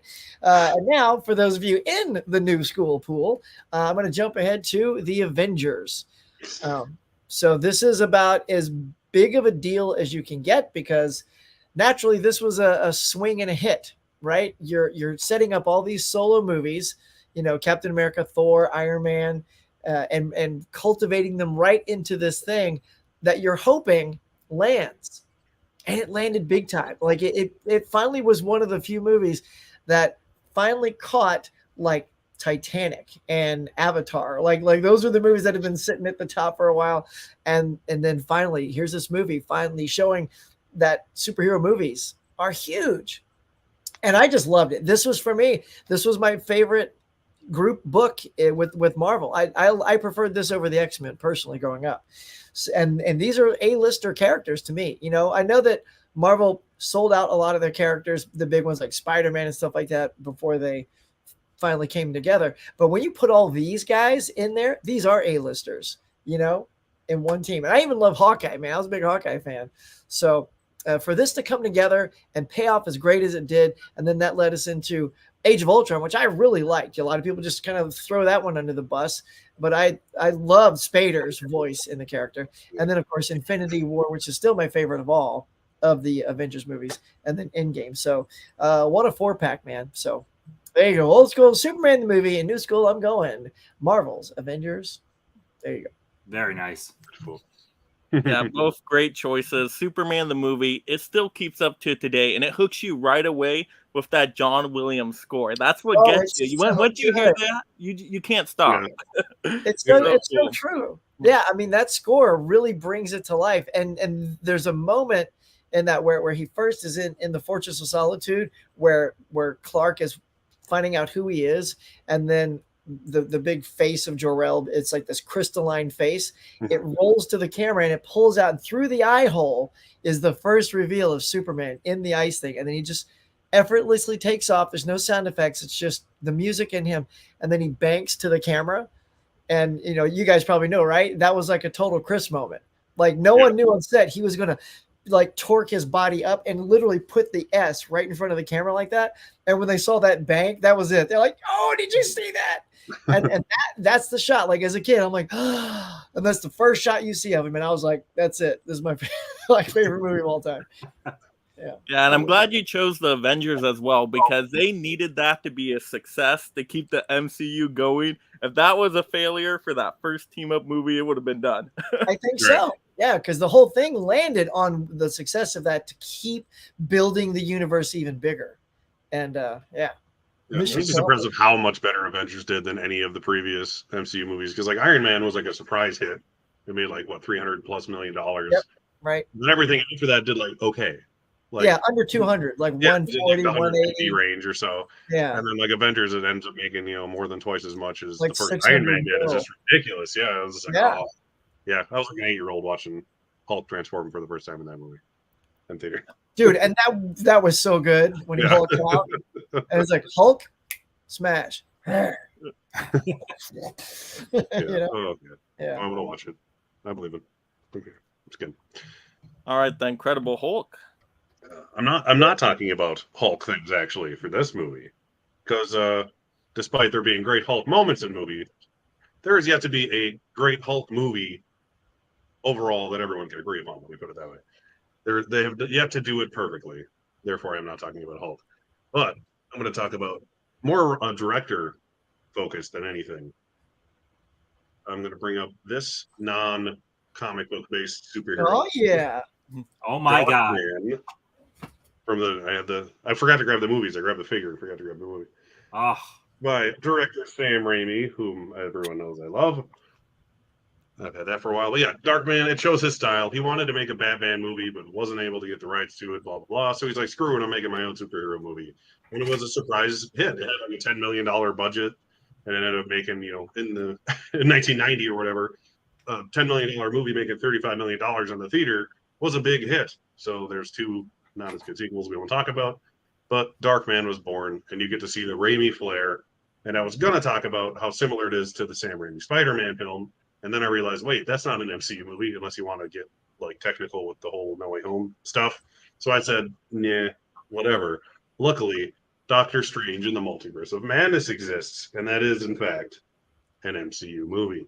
And this, out of everything that came out since Endgame, this is the only one I've seen besides, I mean, I've seen all of them, I guess, but this is the only one so far besides Eternals that actually has a director's flair to it. Because a lot of them, as Tim was saying earlier, they're all kind of the same. Like they get these young directors and give them a shot to make their movie. They're not giving these directors a shot to make their own movie. They're making Disney's movie for them. You can see Sam Raimi in this movie throughout it. You know, Bruce Campbell cameo or no, this is a Sam Raimi movie, and it shows, and that's why it's easily my favorite movie, with the possible exception of like Guardians 3 since Endgame. And I would, I won't spoil things, but it's, if you like Sam Raimi movies, hint, hint, Tim, this is a Sam Raimi movie. Give it a shot. Multiverse of Madness it's a hoot and a half, as I like to say. Yeah, I have to give it a shot. Like Sam Raimi Oh, is yeah, you haven't literally. seen this yet. Wow. Yeah, no, I like I said, I almost gave up after Endgame. I was like, I'm done. This is it. I've had it. The only one I've watched post Endgame has been is it No Way Home? That's the name of the third one. Yeah. Which I found very okay. Cookie cutter. It honestly, it just relied purely on nostalgia. I'm like, agree. this is yeah. It's not the best movie. It's just a really cool, fun movie. Look, Tim, at least you'll get a Sam Raimi film out of it. Like, right? Yeah. Like, Yeah. like, I was surprised how much, and my son loved it. His favorite part of the movie is Zombie Doctor Strange. So yeah, take the Marvel out of it and just enjoy the Raimi of it. And look, Yeah. your boy's in it. Your boy's in it. Come on, yeah, Bruce Campbell. Bruce is hilarious. I know he's Pizza Papa. He's Yep. great. He's amazing in it. We need to figure that. Mike, do you have a Funko Pop of the Pizza Oh, Papa. Pizza Papa? Not Yeah. a Pizza Papa, no. Oh, I don't I even saw know if they someone- released one of that, did they? I I saw don't know. someone, either they made it up or they made it themselves. Like it was a customized thing. They made a Pizza Papa like Marvel Legends figure. It was great. Mm, ah. Yeah, he shared it on his Instagram. Yeah, great. I want it. yeah. And I'm glad you also showed off Dark Man too, because not a lot of people talk about that movie, but that I love has an that movie. all-star cast. Not only you got Liam Neeson, but you Mhm. also have what's arguably the best actress of all time with Frances McDormand. The girl So- Franny. Yeah, you got to check it out just for that. So Yeah. And that was Liam Neeson before everyone cared about him. So mhm. Yeah. Yeah, it's very good. It's way better than one would expect. So Oh, I yeah, love it's a Dark solid superhero movie of its time for sure. Got a lot of weird fun effects to it too. yeah, but I can't recommend the sequels though. I'll just say that. Man. Yeah. You don't have Liam Neeson or Sam Raimi involved, so why bother? All right, Captain America. What do we got? All right, so I'm gonna go in reverse, doing the newer one first because I have less to say on it. Because you all, especially with the new movie in theaters, everyone is pretty aware of how freaking amazing this movie is. I geeked out so hard in theaters watching this because it the animation style is incredible. The details that went into it, I loved it. I gotta rewatch Across the Spider-Verse. Like, I'm excited to re-see it. I still like this one a little bit more, but they were still both like 5 out of 5. If Beyond is amazing, also this might be one of the best trilogies of all time. Like, Yeah, it's sure. phenomenal. But the one I want to geek out on a little bit more, the older one, I freaking Yeah. love the Yay! Phantom. I love the Phantom. There you go. Sam So- Evil. Slam evil. Bruce Campbell, the role of the Phantom came down between Bruce Campbell and Billy Zane. Billy Zane won. The Bruce Campbell fan of me might be like, damn, but Billy Zane freaking kills it. He is awesome as the Phantom. But the villain, Treat Williams, perfect. He is so off the wall, insane in it. It's just him trying to collect these 3 skulls that make him all powerful, and it's a crazy ass movie. Christy Swanson in it as the love interest. She's great. James Remar is in it. He's great. The Phantom is awesome. Give me a 4K of this movie and I'll jump on this so fast. And then all of a sudden people will be like fans of the Phantom, and no one talks about this damn movie right now, but I love this one, man. Oh my God. So much fun. It's a dude in the jungle that just beats the shit out of people. It's so much fun. I haven't watched that in like 20 years. But yeah, it's a fun one. I can Yeah, get the that. beginning is very like Indiana Jones like with the jungle scene. I forgot it was Treat Williams. For some reason, I always remember James Remar being the villain. I'm like, oh yeah, it is Treat Williams. All right, now off to my choices here. Of course, I got to pick a Punisher movie, and I will consider it classic. I know it's a 2000s movie, so bear with me, but we'll go with The Punisher 2004. Nice. First of all, this is an amazing steelbook by Lionsgate. It's a must-own just for that. But the movie is fantastic. Thomas Jane is my favorite Punisher. To me, he looks the part, but he acts the part too, just with the philosophy of the Punisher. The villain is great. John Travolta, he does a really good job in this movie. Not enough people give him credit for his role, but great to see them face off. But you also get another amazing Punisher villain with the Russian. That scene is amazing, and with the practical effect work with the boiling face, it's perfect. But great action scenes. It's very intense. Yeah, it's very sad and depressing in moments, of course, because of course, you know, his family gets taken out at the beginning. That's just so horrific. But then he just goes on that revenge quest to punish the villains, and it's cool. I love the last ending scene where he takes them all out in that, you know, Howard Saint building and all of that. How he strategically does it is so cool. So I really like the Punisher. Oh, and great soundtrack, amazing soundtrack. I was listening to it today. You can do it just for that. Listen to it, so good. But yeah, love the Punisher. That's my recommendation there. Dude, All right, that soundtrack is legit one of my favorites because I'm a big it's so rock good. and metal guy. It's so good. It's so good. And I forgot to pull it on a Huck stream. I'm like, why didn't I think the Punisher wanted that? I'm like, oh, I should have. I was gonna say. I know, it was so good. I don't know why I didn't think of it at the time. And then, of course, my current favorite one, you know, I got to choose Tim's favorite superhero movie of all time, you know. Got to shout out Damn Fury of the Gods. First of all, this Steelbook is fantastic as well. But I love this movie. It's so entertaining. It's family friendly, which I like about it. You can take, you know, everybody you want to it. But it does everything right that the first one does, but takes it up an extra notch. You got more fantasy elements in there. The dragon's super cool with how they use both a mixture of practical effects and CGI with it. You get all the family characters involved this one, with all the kids, with the parents. You get a lot of screen time with all of them. All three of the villain actresses are great in the movie. I mean, Helen Mirren, Lucy Liu, Rachel Zegler, they're all great in the movie. I love the power sets. And it's just super funny, great comedic moments. You're going to be laughing out loud. And I love the action. And it's all about family, right? It's all about that heart. And I think the emotions come across too. So to me, it's still my it's my second favorite superhero movie of the year, right behind Guardians 3. So yeah, that's how much I like it. Even more than Across the Spider-Verse. I put that at number 3. Tim's face right now. I love it though. That's the best part. Smoking. I love your Punisher poll. Your Punisher poll is great. So it's all about I'm just happy my kid sat through Shazam, so I thought it was fine. So, Mike, who is your favorite Punisher then? Is it Thomas Jane? Thomas Jane. Oh yeah, that's why I pulled the movie. So okay. I mean, they've all, you know, have done a pretty good job. I mean, the classic, real classic one. Yeah, I mean, you know, Ivan Drago. You can't really beat that either. And then Ray Stevenson, you know, just passed. He did a pretty good job too. But I don't know, something about Thomas Jane just to me really sold me on it. But that's the one when I saw when I was a kid. That was my first time seeing any Punisher movie. I remember it in theaters, and I was terrified of it as a kid because I'm used to, you know, these PG-13 superhero movies. But my brother takes me, you know, sneaks me into this rated R movie. And I'm like, oh my. So I was kind of terrified of it at first when I saw it. But later going back to it, just grew to really love it and then became my favorite character. So but that takeover scene at the end is so cool. Like he uses the bow and arrow to take out one of the security guards. He goes in, he sets the champagne like bomb and they pull it out. Like just all that strategic tacticalness in there is a really cool scene, and the music going on is awesome. And then when he drags, you know, Howard Saint with the car and then the Punisher explosion with the skull at the end. Yeah. It's like perfect. It's a perfect scene. Oh, yeah. so good. I think it's fun, yeah. I like that he like outsmarts everyone and doesn't just shoot him. Oh yeah, he just like screws them into it. I just watched it like a week ago finally on that 4K. Oh yeah. He screws with them for a while. He's like, yeah, let me do all this and follow them around. And that's great too. That movie too. Will Patton is great.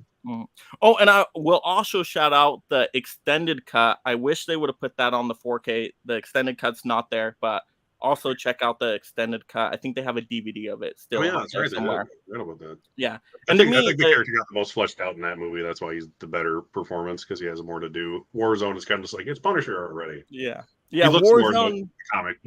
That's about it. Yeah, Warzone to me is more like kind of the Batman Forever, Batman and Robin style, like a lot of flashy comic book colors and more kind of that style, which is fine. I enjoy it for what it is, but I think the story is much more solid in the 2004 one. For sure. All right, so now we're going to get into our next segment here, which is now the Bat Signal Light. And this is where we are going to spotlight a director or actor or writer, producer that has been heavily involved in superhero movies of the past.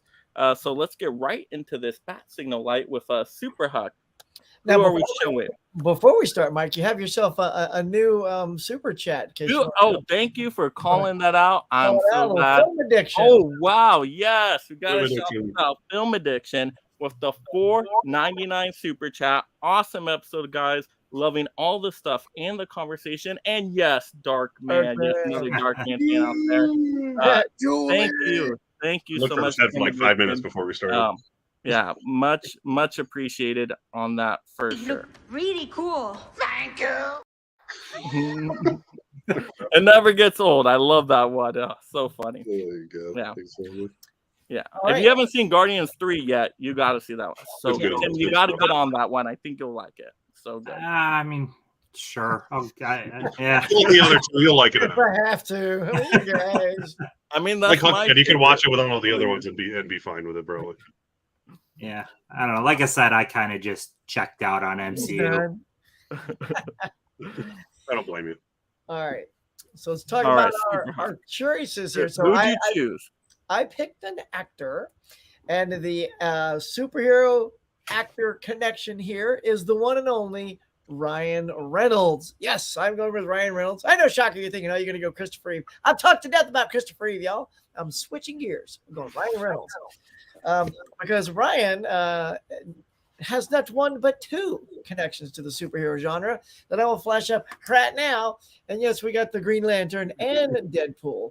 So he was one of the few crossover actors in both franchises, And look, I know everybody loves to hate on Green Lantern, but there are still portions of Green Lantern because I love space movies, and there's moments in Green Lantern that I can enjoy.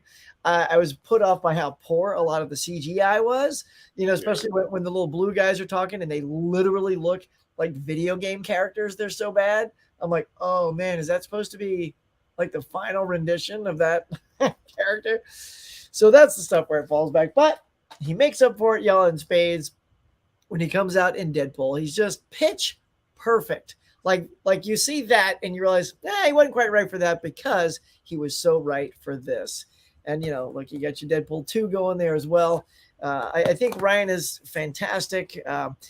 He started out, the first thing I remember Ryan in was the Two Guys, a Girl, and a Pizza Place.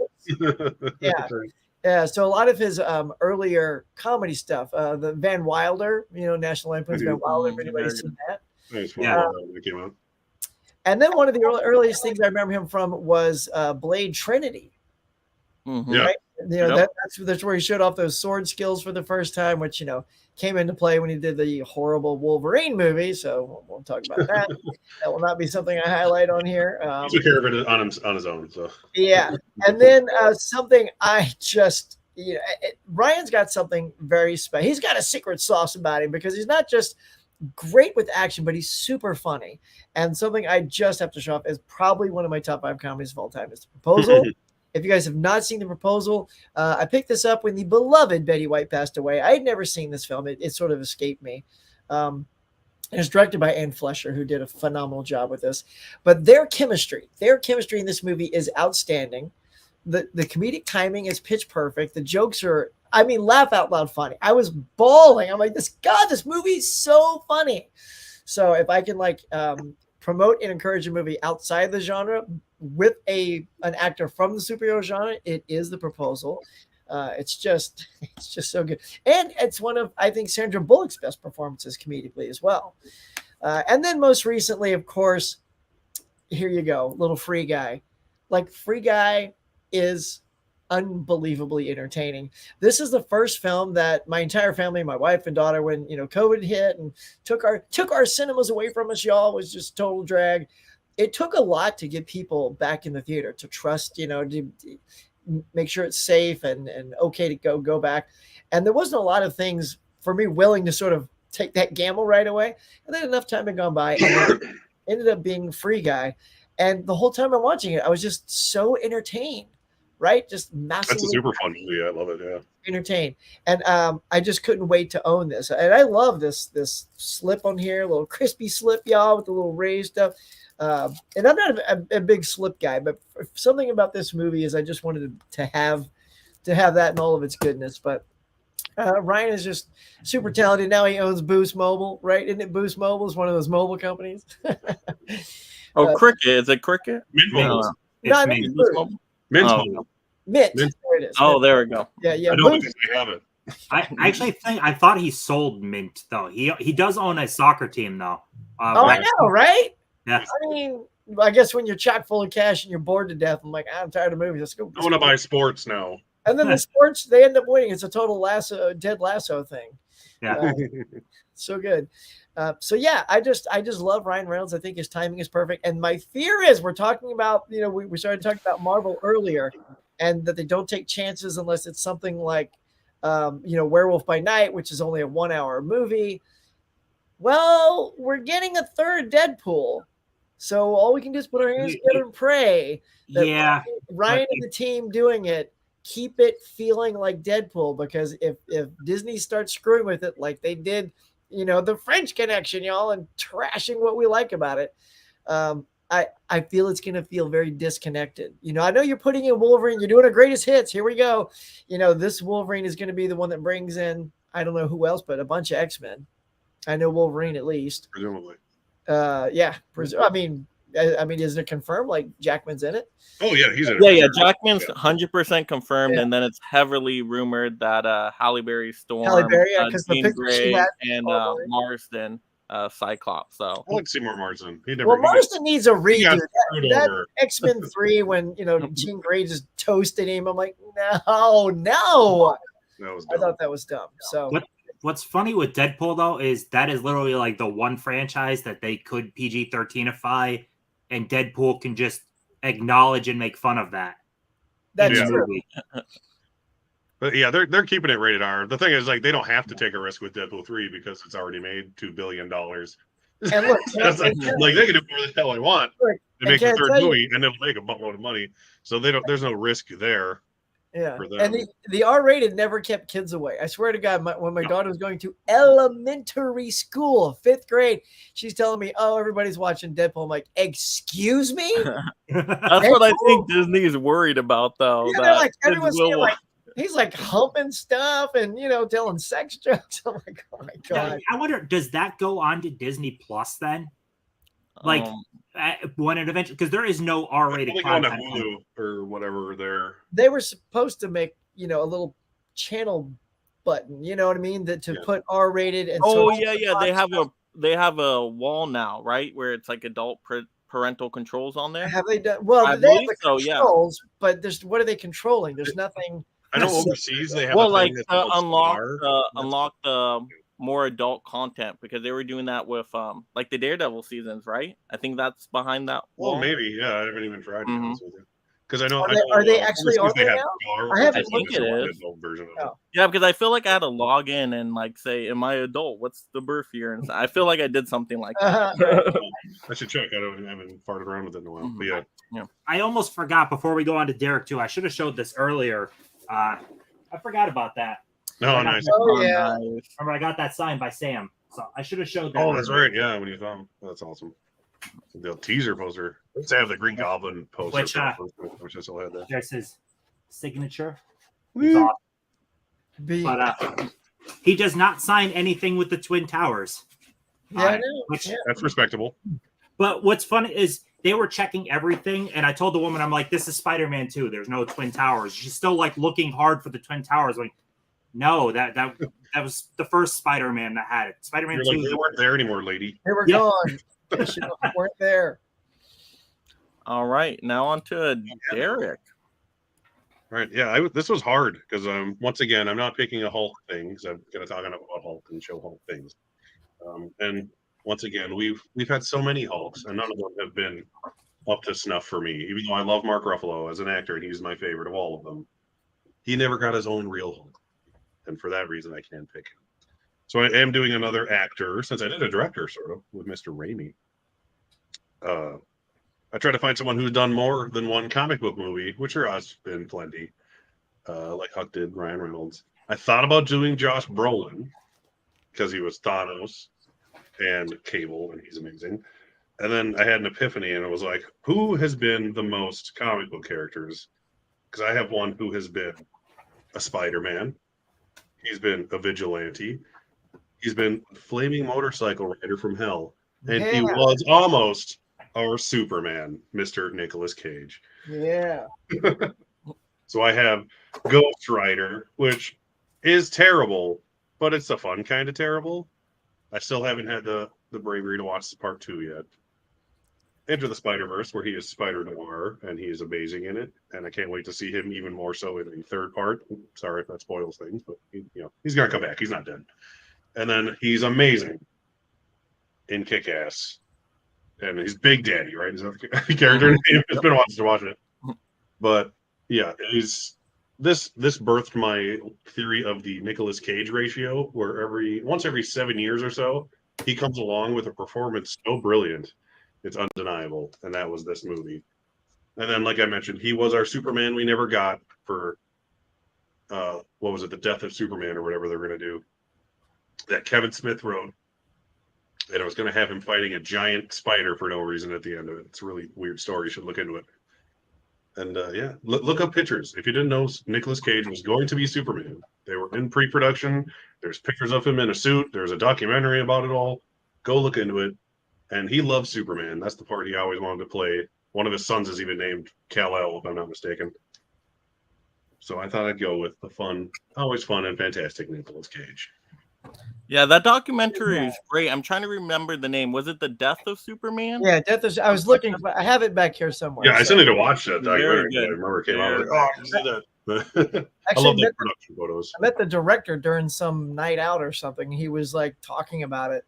And I said, yeah, I've always wanted to see the documentary. And he goes, well, this one right here. And he holds up a DVD and a Blu-ray. And he goes, you want one of these? I'm like, Blu-ray. And then he signed it. I was like, what the hell just happened? That was insane. I always carry around a Bluray and a DVD just in case. I love how he had the choices for you too. I It's know. I'm like, which I one you don't want that prefer? inferior DVD. Get out of my face. He's been trying to give them away for weeks. He finally got one. Yeah, he's like, one sucker. All right, on to Tim.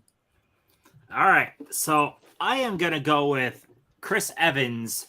That is my wife's all-time favorite actor, and I happen to really like the guy too. He's pretty freaking awesome. We actually bought New York Comic Con tickets today for the sole purpose of he's gonna be there. So we're gonna try to meet him.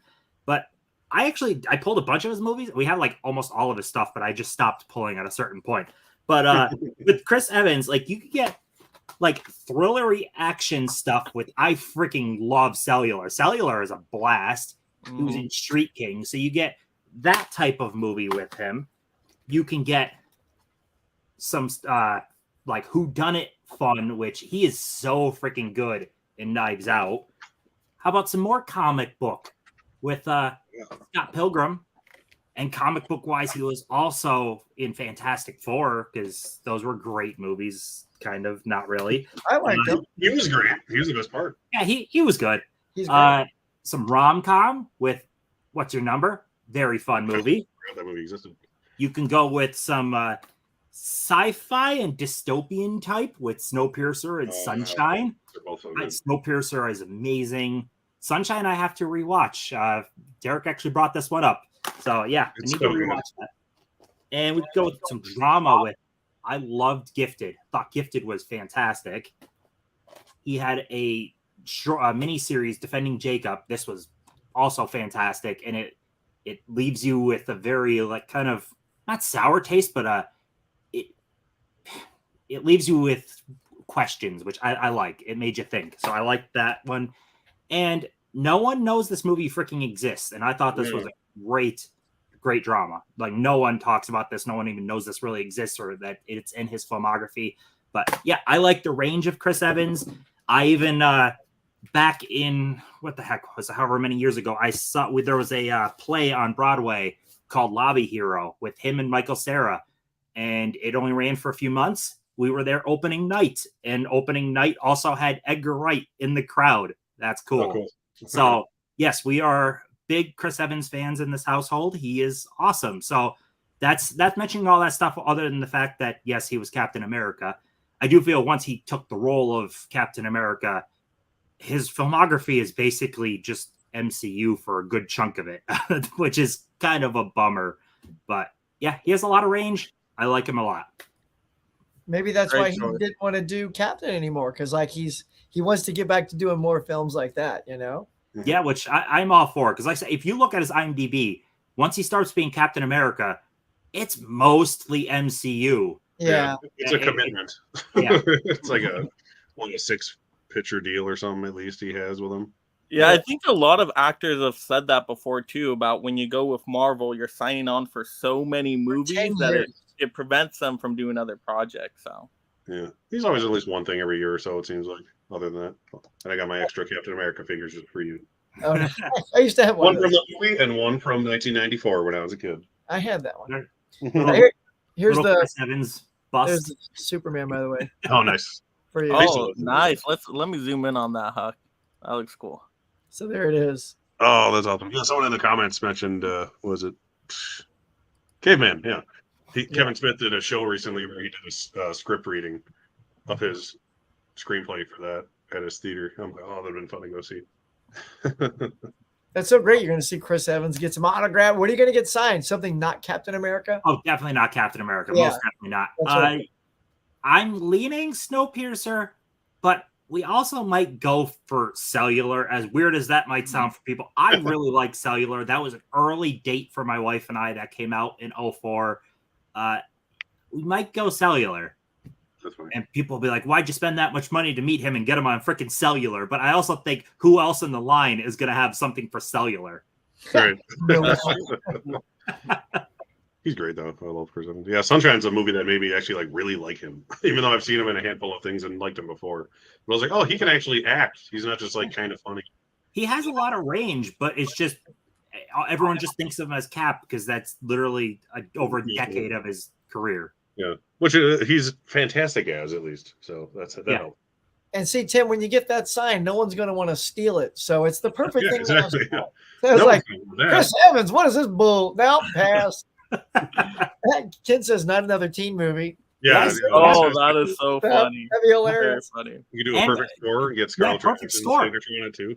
He actually acted with Scarlett Johansson multiple times before he was even in the MCU with her. Yeah. Perfect score was terrible. Oh my god. All right, so now on to my actor of choice here, and I have to shout out Hugh Jackman. Yes, Hugh Yeah. Jackman, amazing entertainer. So we got to start off, of course, with X-Men 1 and 2. And what's really interesting that I learned is that it was kind of shocking that they picked him for the Wolverine role because he's super tall, and Wolverine is supposed to be super short, right? So it's kind of a fun casting choice with that. And he wasn't really well known at the time, but he did great. Amazing superhero movies, still keep up to today. X2 is just fantastic. So really liked him in that. And then we go on to another amazing movie that actually became my favorite movie as a kid. When I saw it for the first time, I was blown away. I thought it was the most amazing thing I've ever seen in my life. Once again, when I was a little kid. And that was Van Helsing. I thought this movie was a blast. It was so much fun. And now I find out that people don't like this one. I'm like, what? This movie was action-packed. It was so entertaining. I guess they were expecting a horror movie. At the time, I was a kid, so I haven't seen no horror movies. No, So I just thought a it was good movie. super fun action movie. I was You know, expecting the like movie, at least. yeah, it was very kind of almost superhero-like in how the action was presented and, his character. So very entertaining. For anyone that plays video games, the Van Helsing video game movie tie-in games normally suck. That's actually a very good video game. It's a And better then- game is better than the movie situation. That's rare. That might be the case for this next one. So, of course, then we got X-Men The Last Stand. So, yeah, many people are not fans of this one. I probably like it more than most. I thought it had some good elements in there. But Hugh Jackman does a good job. He never fails. So he's always good in all the X-Men movies, even if the movies themselves may not be up to par on his skill level. And then, of course, we got some voice acting from him and an all-time holiday classic. No, not not well. Are you thinking of this one? I don't know. Rise of the Guardians. There you go. He voices the Easter Bunny. Yes, that's awesome. iconic Okay. character. So yeah, he's great as the Easter Bunny in this movie. And it's actually a really good family animated movie. So I recommend a watch on that one during the holidays. And then of course I got to go with my wife's and I first date movie. The day, it started our love, right? Of course. So you got to have Chappie. Yes. Nice. I love Chappie. Amazing still book right here. Very shiny. Yes. But yeah, he's really good in the movie. He's the villain of it. And I think he plays a good villain. So he's a good hero. He's a good villain.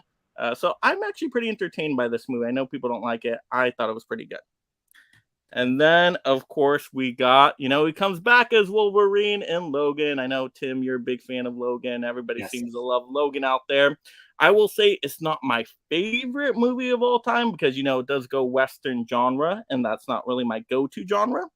But for what it is, I still quite like it. And he's amazing in the movie. Very, dramatic and whatnot. So really good. And you get Patrick Stewart back in here. So that's nice. Yeah, he's great in that too. And then, of course, one of my favorite movies of all time, I believe in my top 10 movies, of course, and that is going to be The Greatest Showman. Yes. Most amazing music ever. I love this movie.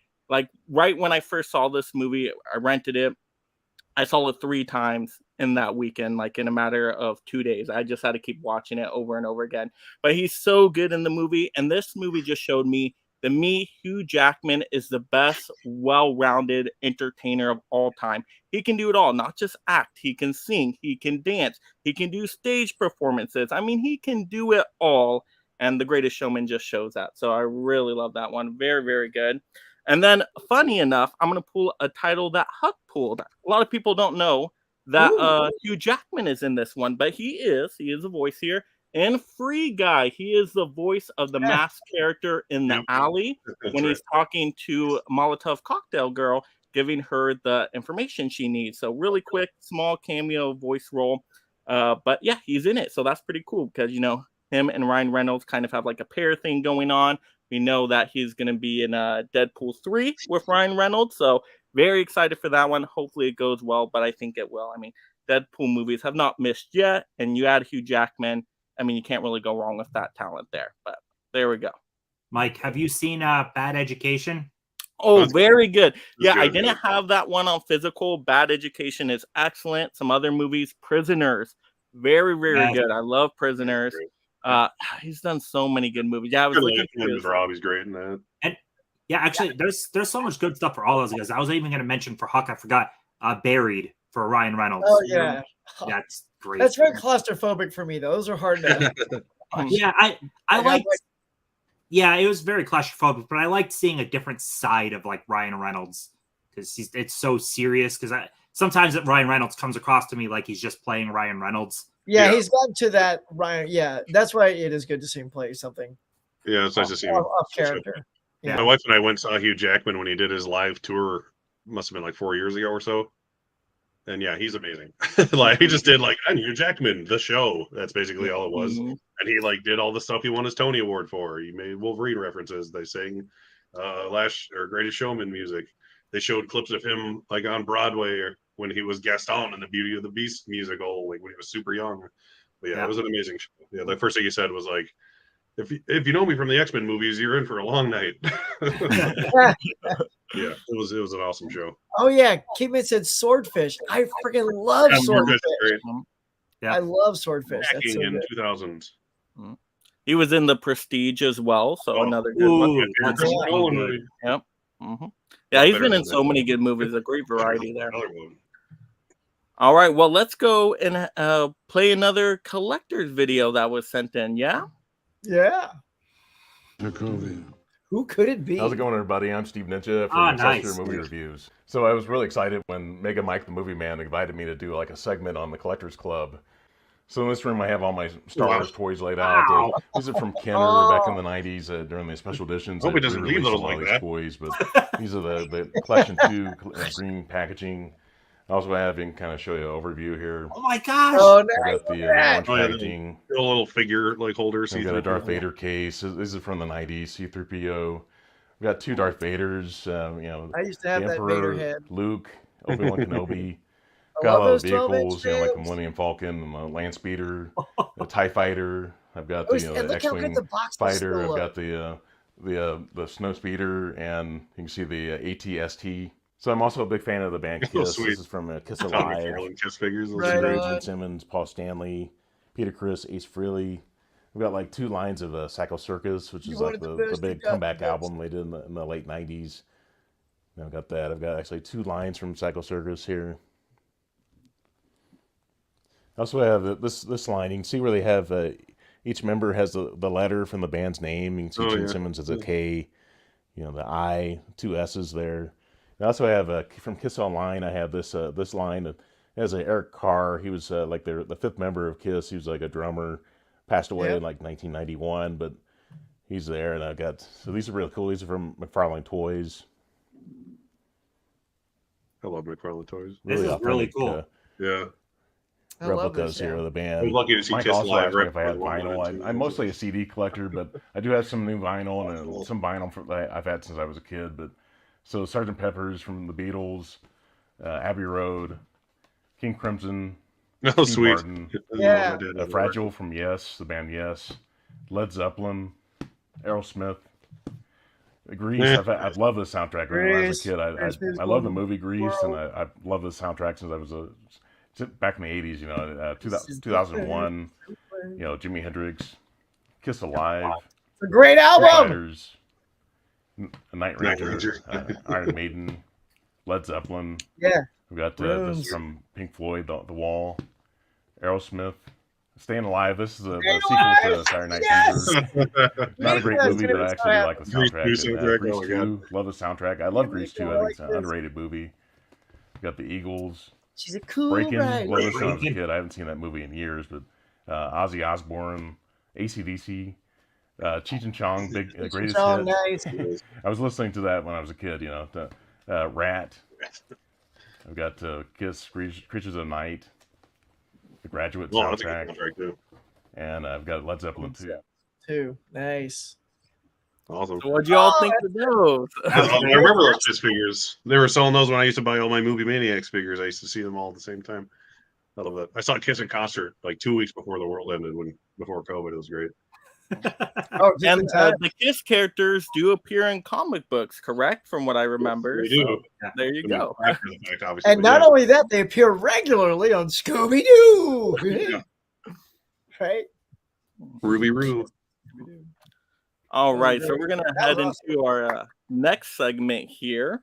So this is going to be a new segment to the channel here, Mega Movie Moment. So what this one's all about is we're going to talk about a favorite scene or moment from a superhero movie to fit the theme for tonight. And we're just going to kind of play a small short clip, talk about it, why we like the scene, what inspired us to pick it, and all that great stuff. So this is going to be Mega Movie Moment. So we're going to go to Super Huck's scene here. So let me bring up the video for that. Okay. Oh, yeah. There we go. Look at that. Right? You only want to cut her in half, right? So, all right. So, yeah, we'll talk about that. I didn't know if it was going to be next to us or not. So one of the greatest moments is when Chris Reeve, you know, you only seen that one time that I mentioned earlier where he banks to the camera, shows the S, and then he just becomes Clark for a little while before he ever gets in costume. And when that first moment comes, when Lois goes away, you know, and she's, you know, getting in the helicopter because she's got to be Lois Lane, the reporter, and gets caught in that helicopter.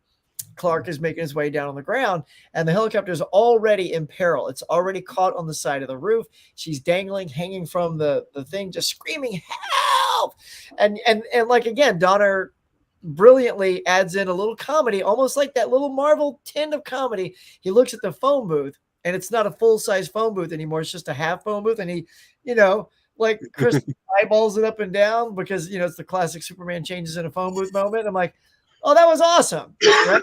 But where's he going to go? And he just hightails it down the street, and he pops open his shirt, and there it is, boom. And then the S comes out, and he goes into the revolving door super fast, comes out first time as the Man of Steel. And of course, you know, the pimp's all, whoa, that's a bad outfit. Excuse me. Like, not even like, he's like, excuse me, like totally cool, appreciate that, but I gotta go. And like, right, he's got to go save Lois, and he still takes time to tell the pimp, excuse me. And so off he goes, and Lois lets go, and she's falling at the same time, and boom, he catches her. And he, of course, in classic Chris Reeve, don't worry, I've got you. And she's like, you've got me. Who's got you? And then he just cracks a smile, and then he just keeps going up. And then here comes the helicopter falling on top of them because it breaks free. And then he, boom, and he catches it with the other hand while holding Lois in this hand. And then he just flies it up to the top. Everyone's cheering, and he sets it down, and looks at her, make sure she's okay. And she's like, who are you? A friend, right?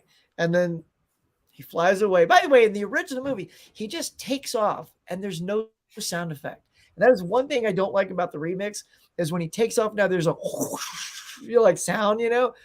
But there was something so different and elegant about just, because he just sort of took off. It wasn't a speed away, so you wouldn't make noise. And there was something so like, it also keeps you focused on Margot Kidder, because he, she's still trying to get who this guy is. And he's like, I'll catch you later. And he just takes off silent, and she faints right on the tarmac. And it was just like that scene. And then he goes on for a night of superheroics, the guy climbing up the building and the dudes on the boat and all that good stuff. But that was that intro moment that just, little Huck was just, oh my God, it is Superman. That's that verisimilitude that Chris said, I'm going to make you believe a man can fly. And he did. And that was it. That was the thing that hooked me and said, my hero is now on the screen. I am now seeing this hero, because Chris was an unknown. You didn't pigeonhole him to anything. He wasn't that actor who was in blah, blah, blah. He just was Superman. And so that's that sort of, that beautiful moment that just won me over. And then the John Williams music the whole time. And that's the other thing too, that particular track, because in the original CD and the albums that were released, there's only so many tracks they could include. That was always missing. And that is now in that La La Land thing. And it's such a great track. So that's that mega movie moment that just brings me back to my childhood, sets up all these superheroes movies, and takes off from there. Let's push off, shall we?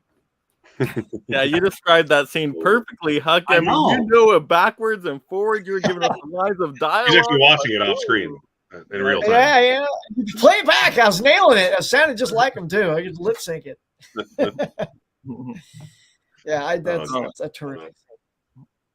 All right, now on to Derek's movie. I'm going to talk about everyone's favorite Hulk movie, Ang Lee's Hulk, 2003. I know nobody likes this movie. Me and 6 other people are in a very exclusive club for loving this movie as much as we do. And I'm proud of it. And I am picking the Hulk dog fight scene from that movie. The attention to detail in that scene is ridiculous. That scene, was originally going to be about 4 times longer, but it was going to cost like $16 million worth of visual effects to make. So they're like, Ang Lee, slow down a little bit. All right. So they cut it down more than he wanted to. But the scene is outstanding to me. It is the first scene, if you include the transformation in the first place, where you really get to see Hulk on the big screen for the first time. It's the second time he turns into him in the movie, but the first time it's very dark and he's like in his laboratory and he's very distant off screen. This time you get to see it well lit in his house, and then he runs away. I love how they show that he's in agonizing pain while he's transforming. That's something they don't really get into in the other movies. It's like, this hurts. He's a human being growing into double the size of a normal human being in like 8 seconds. That is painful. His bones and muscles and everything are growing. It hurts. They don't show this in other movies. And the way it was shot, and I love the comic book panel editing that annoys everybody else but me for some reason. He knows it's a comic book movie. He wanted to make it a comic book movie, and no one at the time apparently respected that. But now if you watch this movie after watching all the MCU kind of Hulk movies or whatever, the way it's shot is just gorgeous. Like the visual effects, at night you see it's all lit by the moon, and you see him jumping from redwood tree to redwood tree, fighting these dogs in silhouette, and he hits the dog, comes up and it bites him in the shoulder, and then he starts to flex his muscle so hard it breaks the dog's jaw. Another one comes and it bites him in the groin, ripping his shorts off. And at the end of the scene, you see his naked butt, which is hilarious because he's funny. Class. Grabs him in the junk. You see him like react with all of his veins and 2003 CG glory, which I still love to this day. And what does he do? He doesn't like just kick it off. No, he picks it up by its leg, and you can see the dog testes right there, and he just wham right in the throws it into a tree and explodes it. It's like that's the Hulk. That's what the Hulk does, and I love it so much. And it looked beautiful to me. It still looks great to me at the time. So I'm going to reenact it with this Hulk 2003 action figure that I have. And since they wanted $180 on eBay for the Hulk dog figure, I'm going to use Scooby-Doo instead. So what he does, he holds it like this. I'm just fucking around. I'm sorry. It's like, wow, this is great. Go full screen, Mike. This is awesome. Yeah. We got to do it again. Punches him in the nuts. Oh yeah. Here. Oh, want to do it? I'll do it. Yeah. There we go. Let's see. There you go. Take that, dog. And he throws him into the tree and it goes. But yeah, go watch a Marvel movie now with the Hulk in it. And it's cool. And does anyone get punched? Go watch that scene. No. Go watch that scene and tell me it doesn't look more impressive and feel like a real movie compared to the very, as we say, cookie cutter MCU things we get these days. So that's why I appreciate that movie even more now than I did when I saw it when it first came out. Yeah, that movie is way better than I remember it. Like I watched it again recently and it's really cool, filmed really well. Like you guys said, it has that comic book style. And that dog scene, I know a lot of people hate on that because they're like dog villains, but they're pretty terrifying. I mean, it's really cool how they throw it out. And I think isn't one of the dogs like a poodle looking one too? Yeah, well, there's a poodle, like a bulldog, not bulldog, but a pit bull. Connie Corso. Con Corso was the third one. My wife will tell me, because she's a dog groomer. She'll be like, "You said it wrong." But the poodle makes me laugh. It's like jumping on the car, trying to get. That's the one he just throws into a tree and it explodes. Takes out the poodle first. I love, the movie's a slow-paced movie, and I get that because people don't like to, have to listen to dialogue or learn about characters. But if you're into those things, it's a really good movie, and you should give it another chance. Yeah, if they threw in a couple more action scenes in it, I think it could have been really, really stellar. Yeah, all the Hulk parts. Ooh, best we've had. And Jennifer Connelly. Yeah, nothing wrong with losing her either. Yeah. And Thomas Lucas, remember that guy? He used to be in movies. All right, now on to Tim's moment. Know if I could describe the scene to the. It's okay, I'll play it and then you describe it. Okay. Do you not have a Scooby-Doo? Here you go. But oh yeah, going with the pretty epic. That was your chance, Tim, to describe it. You were just let it play by. Going with one of the most epic moments in Endgame, though. This made the entire theater erupt in clapping and yays. Oh, yeah, for sure. It was a hell of a moment. The entire Avengers and everyone are getting their ass completely handed to them by Thanos. And yeah, with Thor pretty much down and out right there, who's gonna save the day right there? And Cap is worthy. Cap is worthy to hold Mjolnir. I always have a hard time pronouncing. Yeah, but what's cool is that was like set up in earlier movies too. The whole is he worthy enough? Remember what was it, Age of Ultron where he jiggles it a little. Oh, that was great. And he doesn't want to pick it up because he knows he's worthy. That would bust Thor's ego. But yeah, that's such a badass moment. And oh god, don't drop anything.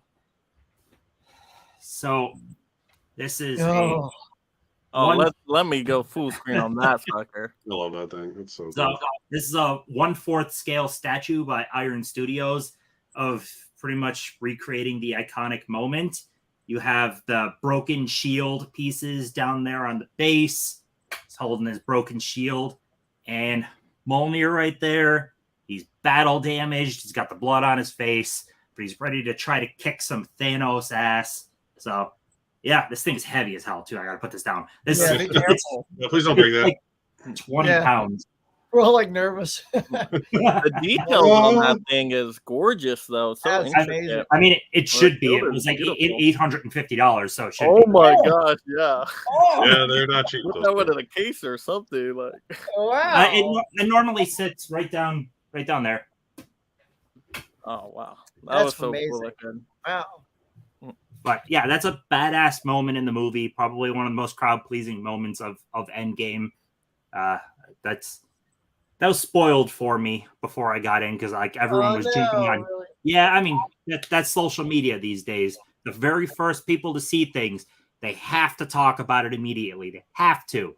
If you don't see things immediately, well, what are you doing? You have to see it immediately. And I saw it opening night too, but if you don't hit that first showing, there's already people talking about it online. Oh, and then also the movie gets released sometimes internationally before domestic. And so you might even get spoiled even before opening night, because that happened with Infinity War for me. I'm like, okay, I'm going to go opening night to make sure I don't get spoiled. I still got spoiled because people were looking stuff up on the internet when it got released internationally. So I'm like, what's wild too is with things like Twitter and stuff too, you can block words, which great. People will post pictures with no words. You'll just be scrolling your timeline. That's I had for Star Wars Force Awakens, a pretty pivotal moment in that movie spoiled by a GIF of it happening. I'm like, you kidding me? Yeah, that was coming to my Stay offline, people. Yeah, pretty much. Yeah, I knew everyone who died in Endgame before I saw it, and I saw it. I want to say it was like 6 p.m. opening night, maybe. Really, I feel so bad for you guys. I was like, oh, I mean, that's who I expected. So, but it still sucks that people are jerks. Yeah. It's the same thought process though with even like television shows. Stuff just ends like immediately. I was watching the show Barry. I've seen the first like season and a half, and I want to get back to it.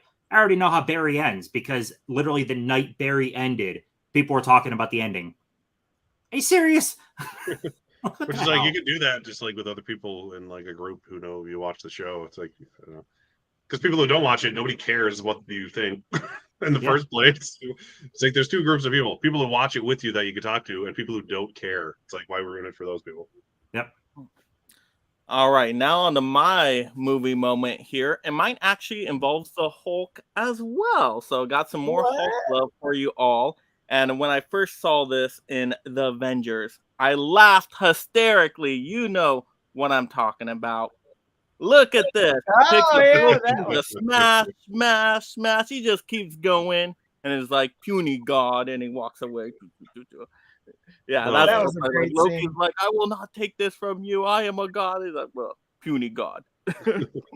I laughed so hard at that. And I do have a collable, a movie moment pop of that, which is why I chose that scene. But let me zoom in here. Is he buried in the ground? Yeah, kind of actually. So there you go. For you look at that. Smashing him. And this is exclusive actually. So there you go. That's so funny. Yeah, buried in the ground right there, Loki. Mm-hmm. Oh, that was such an awesome moment in that movie. I was laughing so hard when that happened. Oh, that's my favorite scene, I think, from that movie. Actually, it's so good. It's hilarious. And that's What was that, Huck? Oh, I was just gonna say, yeah, that scene. I think it also probably, to maybe a detriment, established that whole comedy moment in Marvel movies that they because that was so good and so memorable that they just kept chasing that tail of how many times can we find that moment in all of our movies.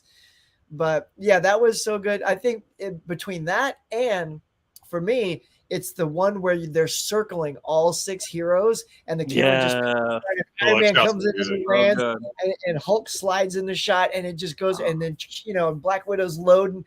I'm like, here we go, man. Here we go. That's what I'm here for. That was They almost didn't have that movie either. They didn't want to do it because it was like my thing I was talking about, because it was too expensive and too complicated for the visual effects. And Joss Whedon, even though he sucks, was smart and said, "This is the whole movie." Like this shot is the movie. Like if you don't have this in the movie, like why have the movie? And he's right once. Yeah. So. Hulk's so good in that movie too. That's like my favorite Hulk in the MCU. I don't really care for the Professor Hulk stuff. I like Hulk smashing stuff and going wild and out of control. Yeah, That's I love I Professor like Hulk, to but that's the Incredible Hulk. Do you think we're gonna get that Hulk back anytime soon? I hope Smash so. it. I'm happy to I see don't any think kind of so. Hulk because I like Professor Hulk because that was the one I have all the cards of and stuff. But even Professor Hulk is a badass if they do it right. What were you gonna say, Tim?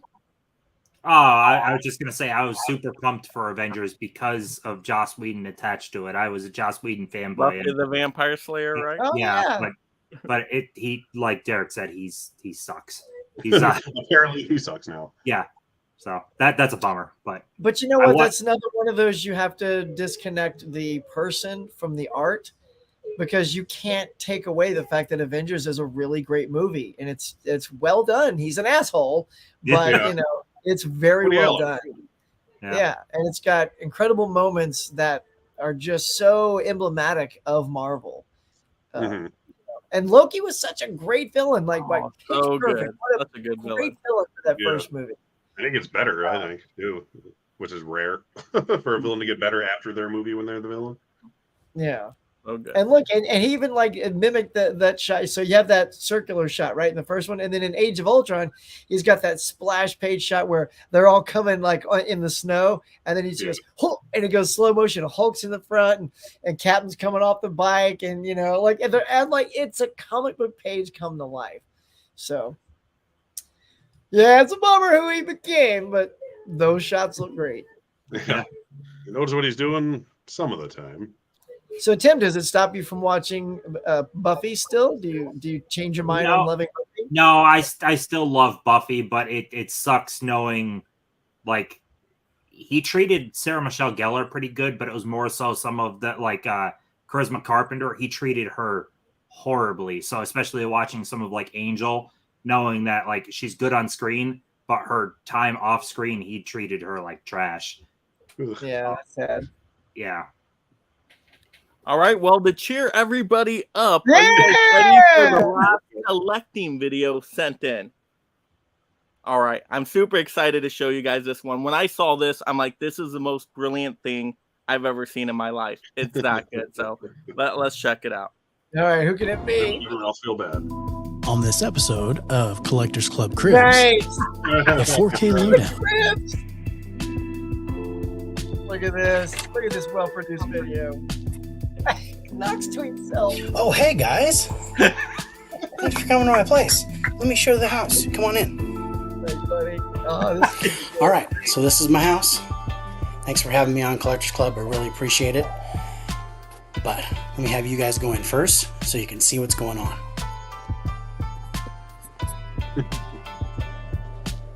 It's just I love all the posters. So this is my movie room.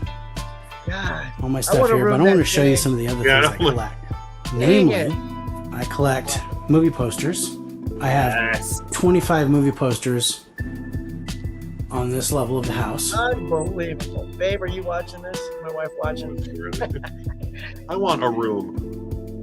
I know. Oh my God. In general, just a room. I don't care Look what's in at it. all those posters. Oh. That's why they made that room to hang posters It's on. an add-on to the house just for this. He's got a Ninja Assassin poster. I like that movie. He's got a Losers poster with Chris Evans. Yeah. Look at that. The other comic book movie. Movies, posters, He's got posters, Showdown in and Tokyo. as you can see, I also collect Funkos. I like that window up there. I have just a little bit over 100 at this point, but Yeah, we crossed that 100. pretty cool. You know you're in. Let's move into my office. Oh my You can God. see I have more Funkos, more posters. I also collect these little guys.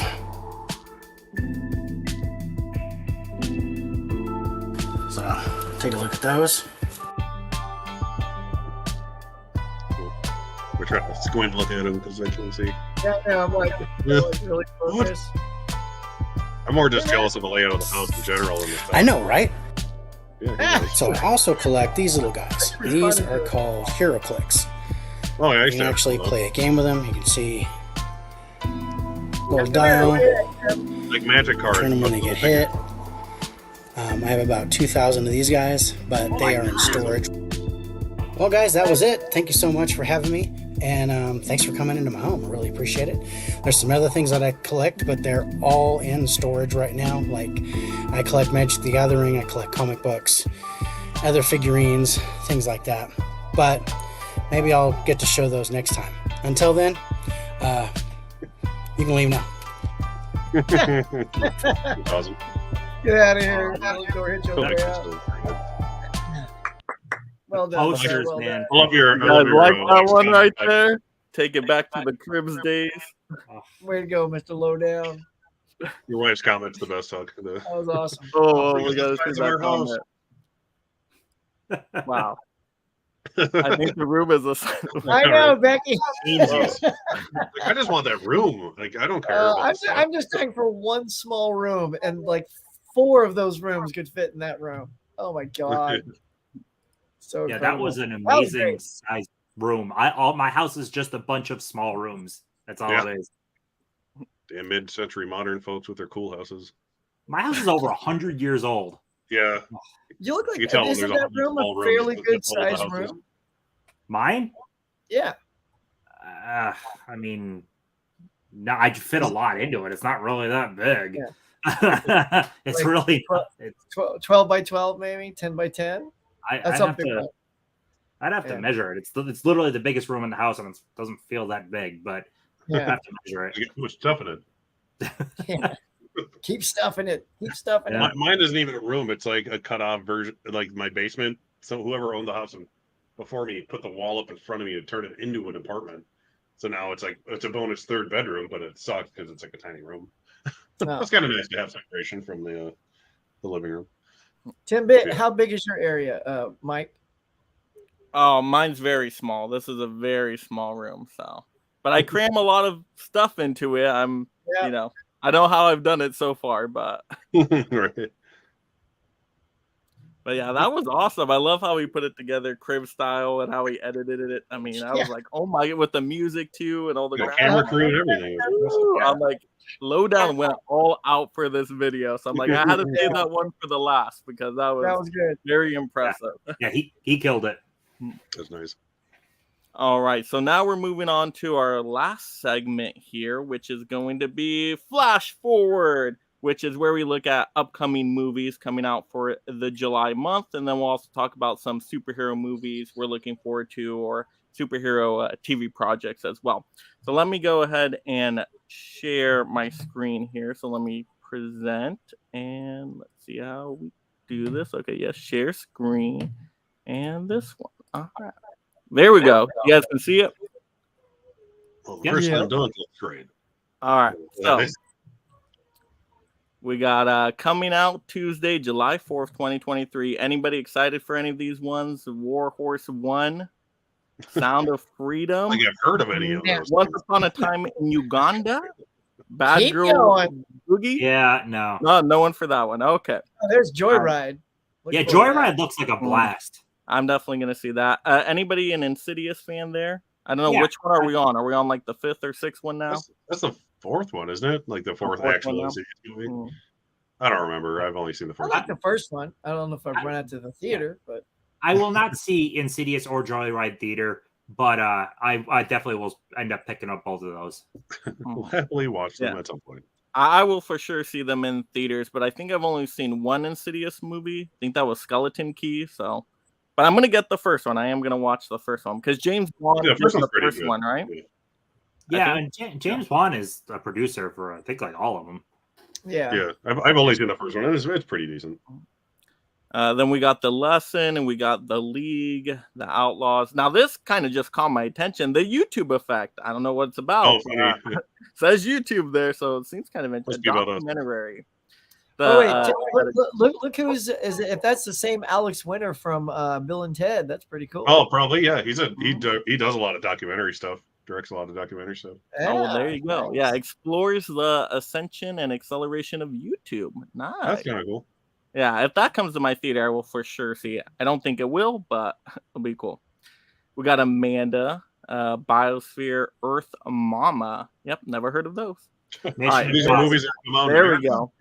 My birthday right here. We get a Mission nice little Impossible, yeah, gift. that'll be good. Mission Impossible: Dead Reckoning Part 1. So I guess everybody's going to see that, right? I will make If I can, I will see that. But yes, I will try to I see that. still have not seen the Mission Impossible movies yet, so I still got to binge all of them before seeing that one. But I was mad because on Amazon the price went up again, and now it's like $56 again. I was so disappointed. I should have listened to my own Amazon deal video and got it when it was like 40 something. Your own deal. I know. Do you have Paramount Plus? I do. Are they all on there? Well, they are Paramount movies, so they could be. I don't know, but they are Paramount. I bet you they are, especially with the new one coming. They're probably all on there. At least the first like 4 probably are. Yeah, but I got to go all out for it. The way you all speak about it, I got to get the 4K disc and do it right. So yeah, I need to rewatch the last couple. Like I've seen them, but I don't remember a ton about them. And then we got About Dry Grasses. Yep, that's a skip. All right. Coming out Friday, July 14th. We got Theater Camp, The Miracle Club, The League. I feel like I've already seen that movie now. I guess it's wide release here. YouTube's back. Oh, yep. There we go. Wide release of the YouTube Effect. Black Ice, Bird Box, Barcelona. Is that a sequel to Bird Box? Who knows? The Flood.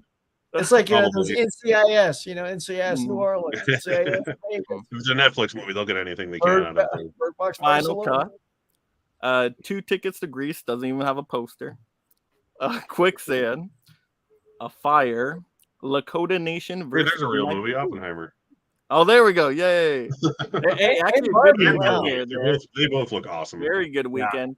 Are you guys seeing those in theaters at all? Definitely Oppenheimer. I want to with Barbie. Yeah, I'd see Barbie if I had the chance, but I want to see Oppenheimer because at least one theater near me, within like half an hour-ish of my house, has the 70mm film projector, and I need to go see it in that. Yeah, I got to see it on IMAX. I will definitely go to an IMAX screening of Oppenheimer. Yeah. Barbie, hopefully Barbie's fun. I still know nothing about the movie. The trailers have given away nothing. Yeah, it just looks entertaining, even if it's whatever. And visually stunning. It looks like they caused a pink paint shortage for God's sakes. Yeah.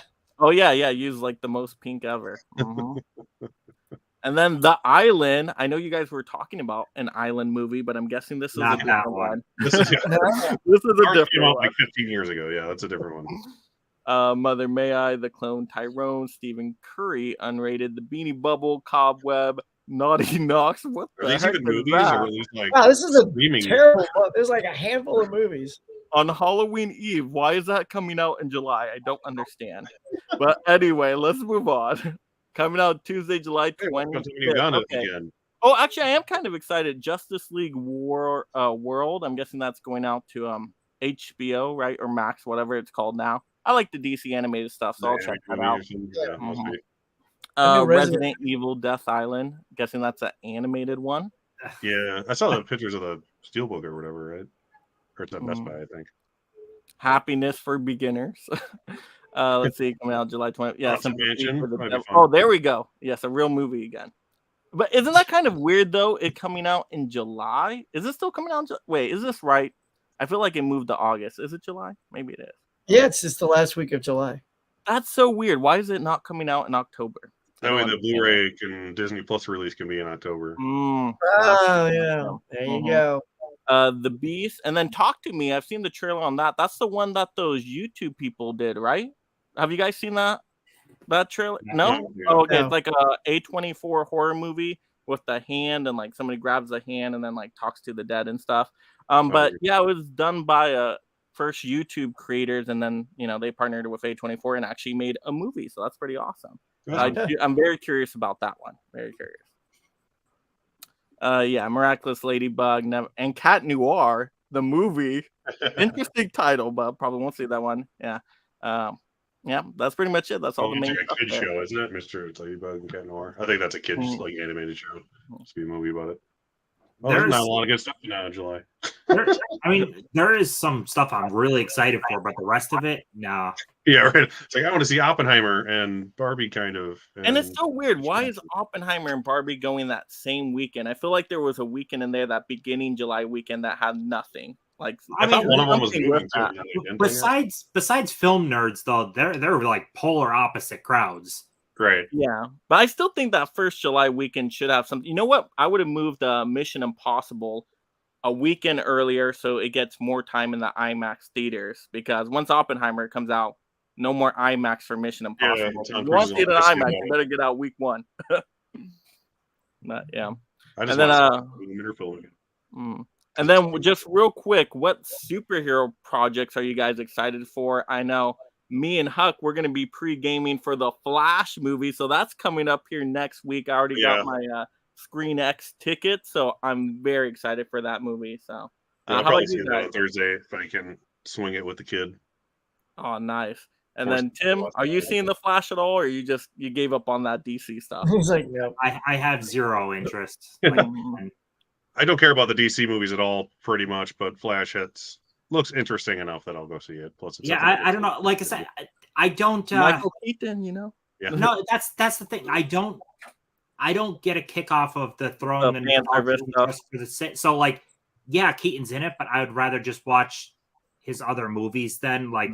I don't want more of No Way Home. Like, hey, look, characters you already love here, love it now. Like, I don't know. That's not really. I don't know. The trailer didn't do anything for me. Tim is allergic to member berries. That's what he's saying. Yeah, my girls are supposed to take me to it for Father's Day, so I don't know if it'll be Saturday or Sunday, but it'll be one of those 2 days. And don't worry, I won't look at the internet. I want to see Secret Wars. Yeah, next Avengers movie.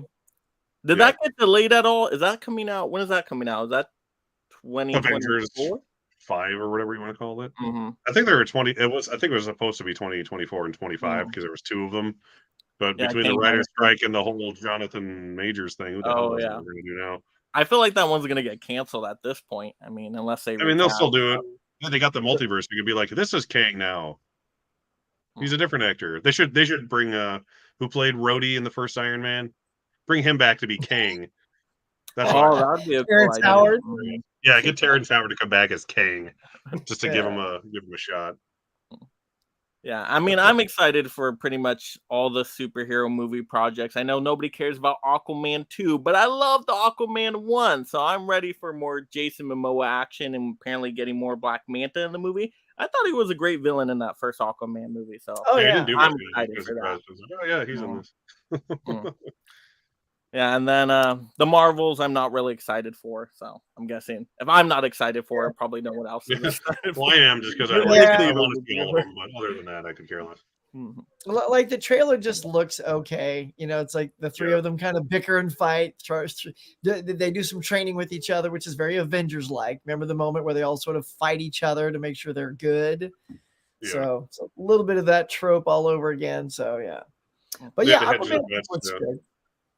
I'll see it for sure, just because I like to see all of them. But it seems like they're trying to be like, well, people either liked or hated for almost no reason whatsoever the Captain Marvel movie. I know. Yeah, I thought it was mid-tier. I thought it had Blockbuster in it. You know. So. Yeah, exactly. Like people who just hate that movie are just like, you're just trying to find a reason I hate this movie.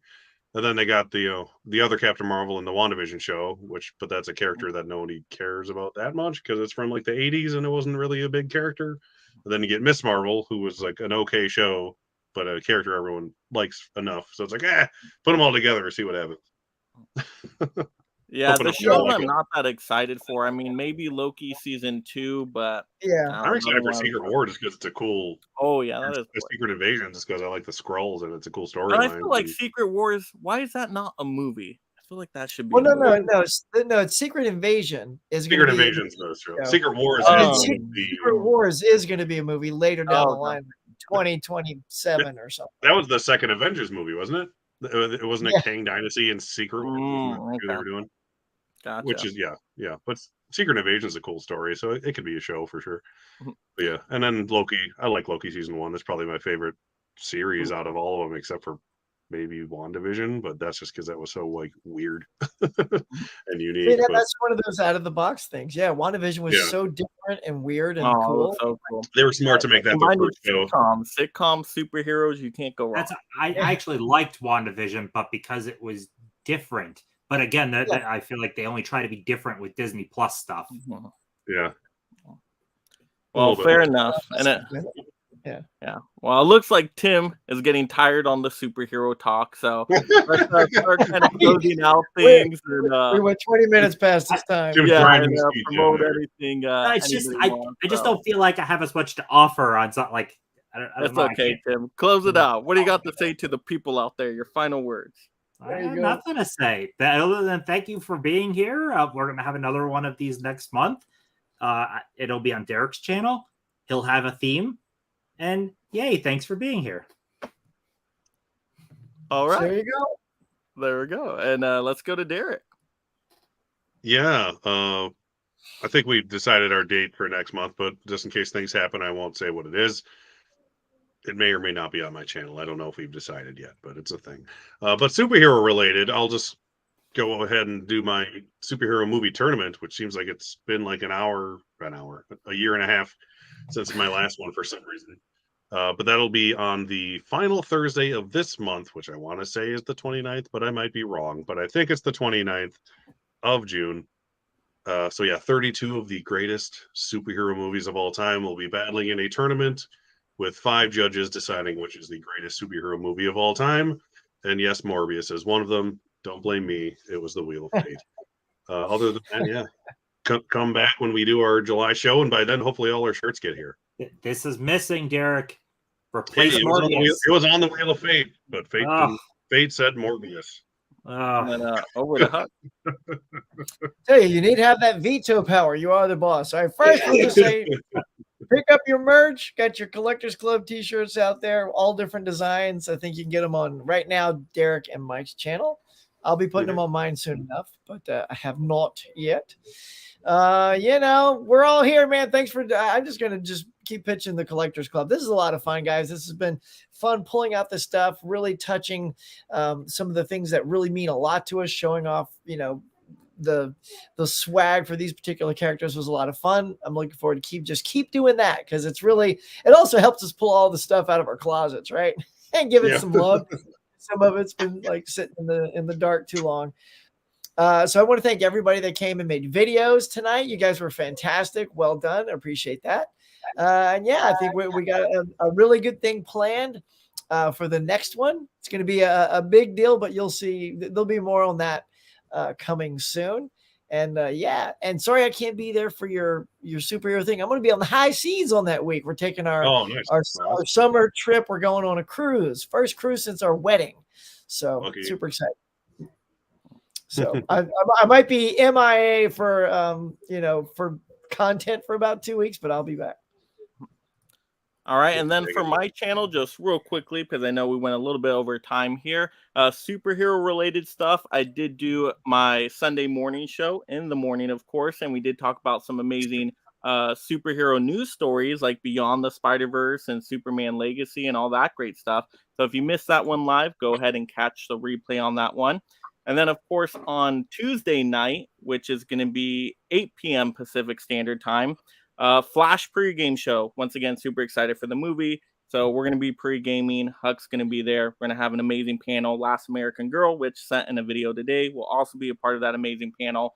So that's going to be a lot of fun. So that's the stream that's coming up. And then, of course, you guys know videos dropping daily from my channel. But yes, thank you all again, my amazing Collectors Club members, for being here tonight. It was great seeing everybody's superhero themed collectibles. I mean, you guys know superheroes is my go-to genre. So just to see everybody in their superhero attire and all these amazing collectibles was fantastic. So really appreciated that. And then, like Huck said, with shouting out the people's videos tonight, the videos tonight that were sent in were absolutely amazing. Much appreciation to everybody out there. Dimension Scott, Last American Girl, the 4K Lowdown, Steve Ninja. I mean, all amazing, fantastic videos. I love seeing all those different kinds of collectibles.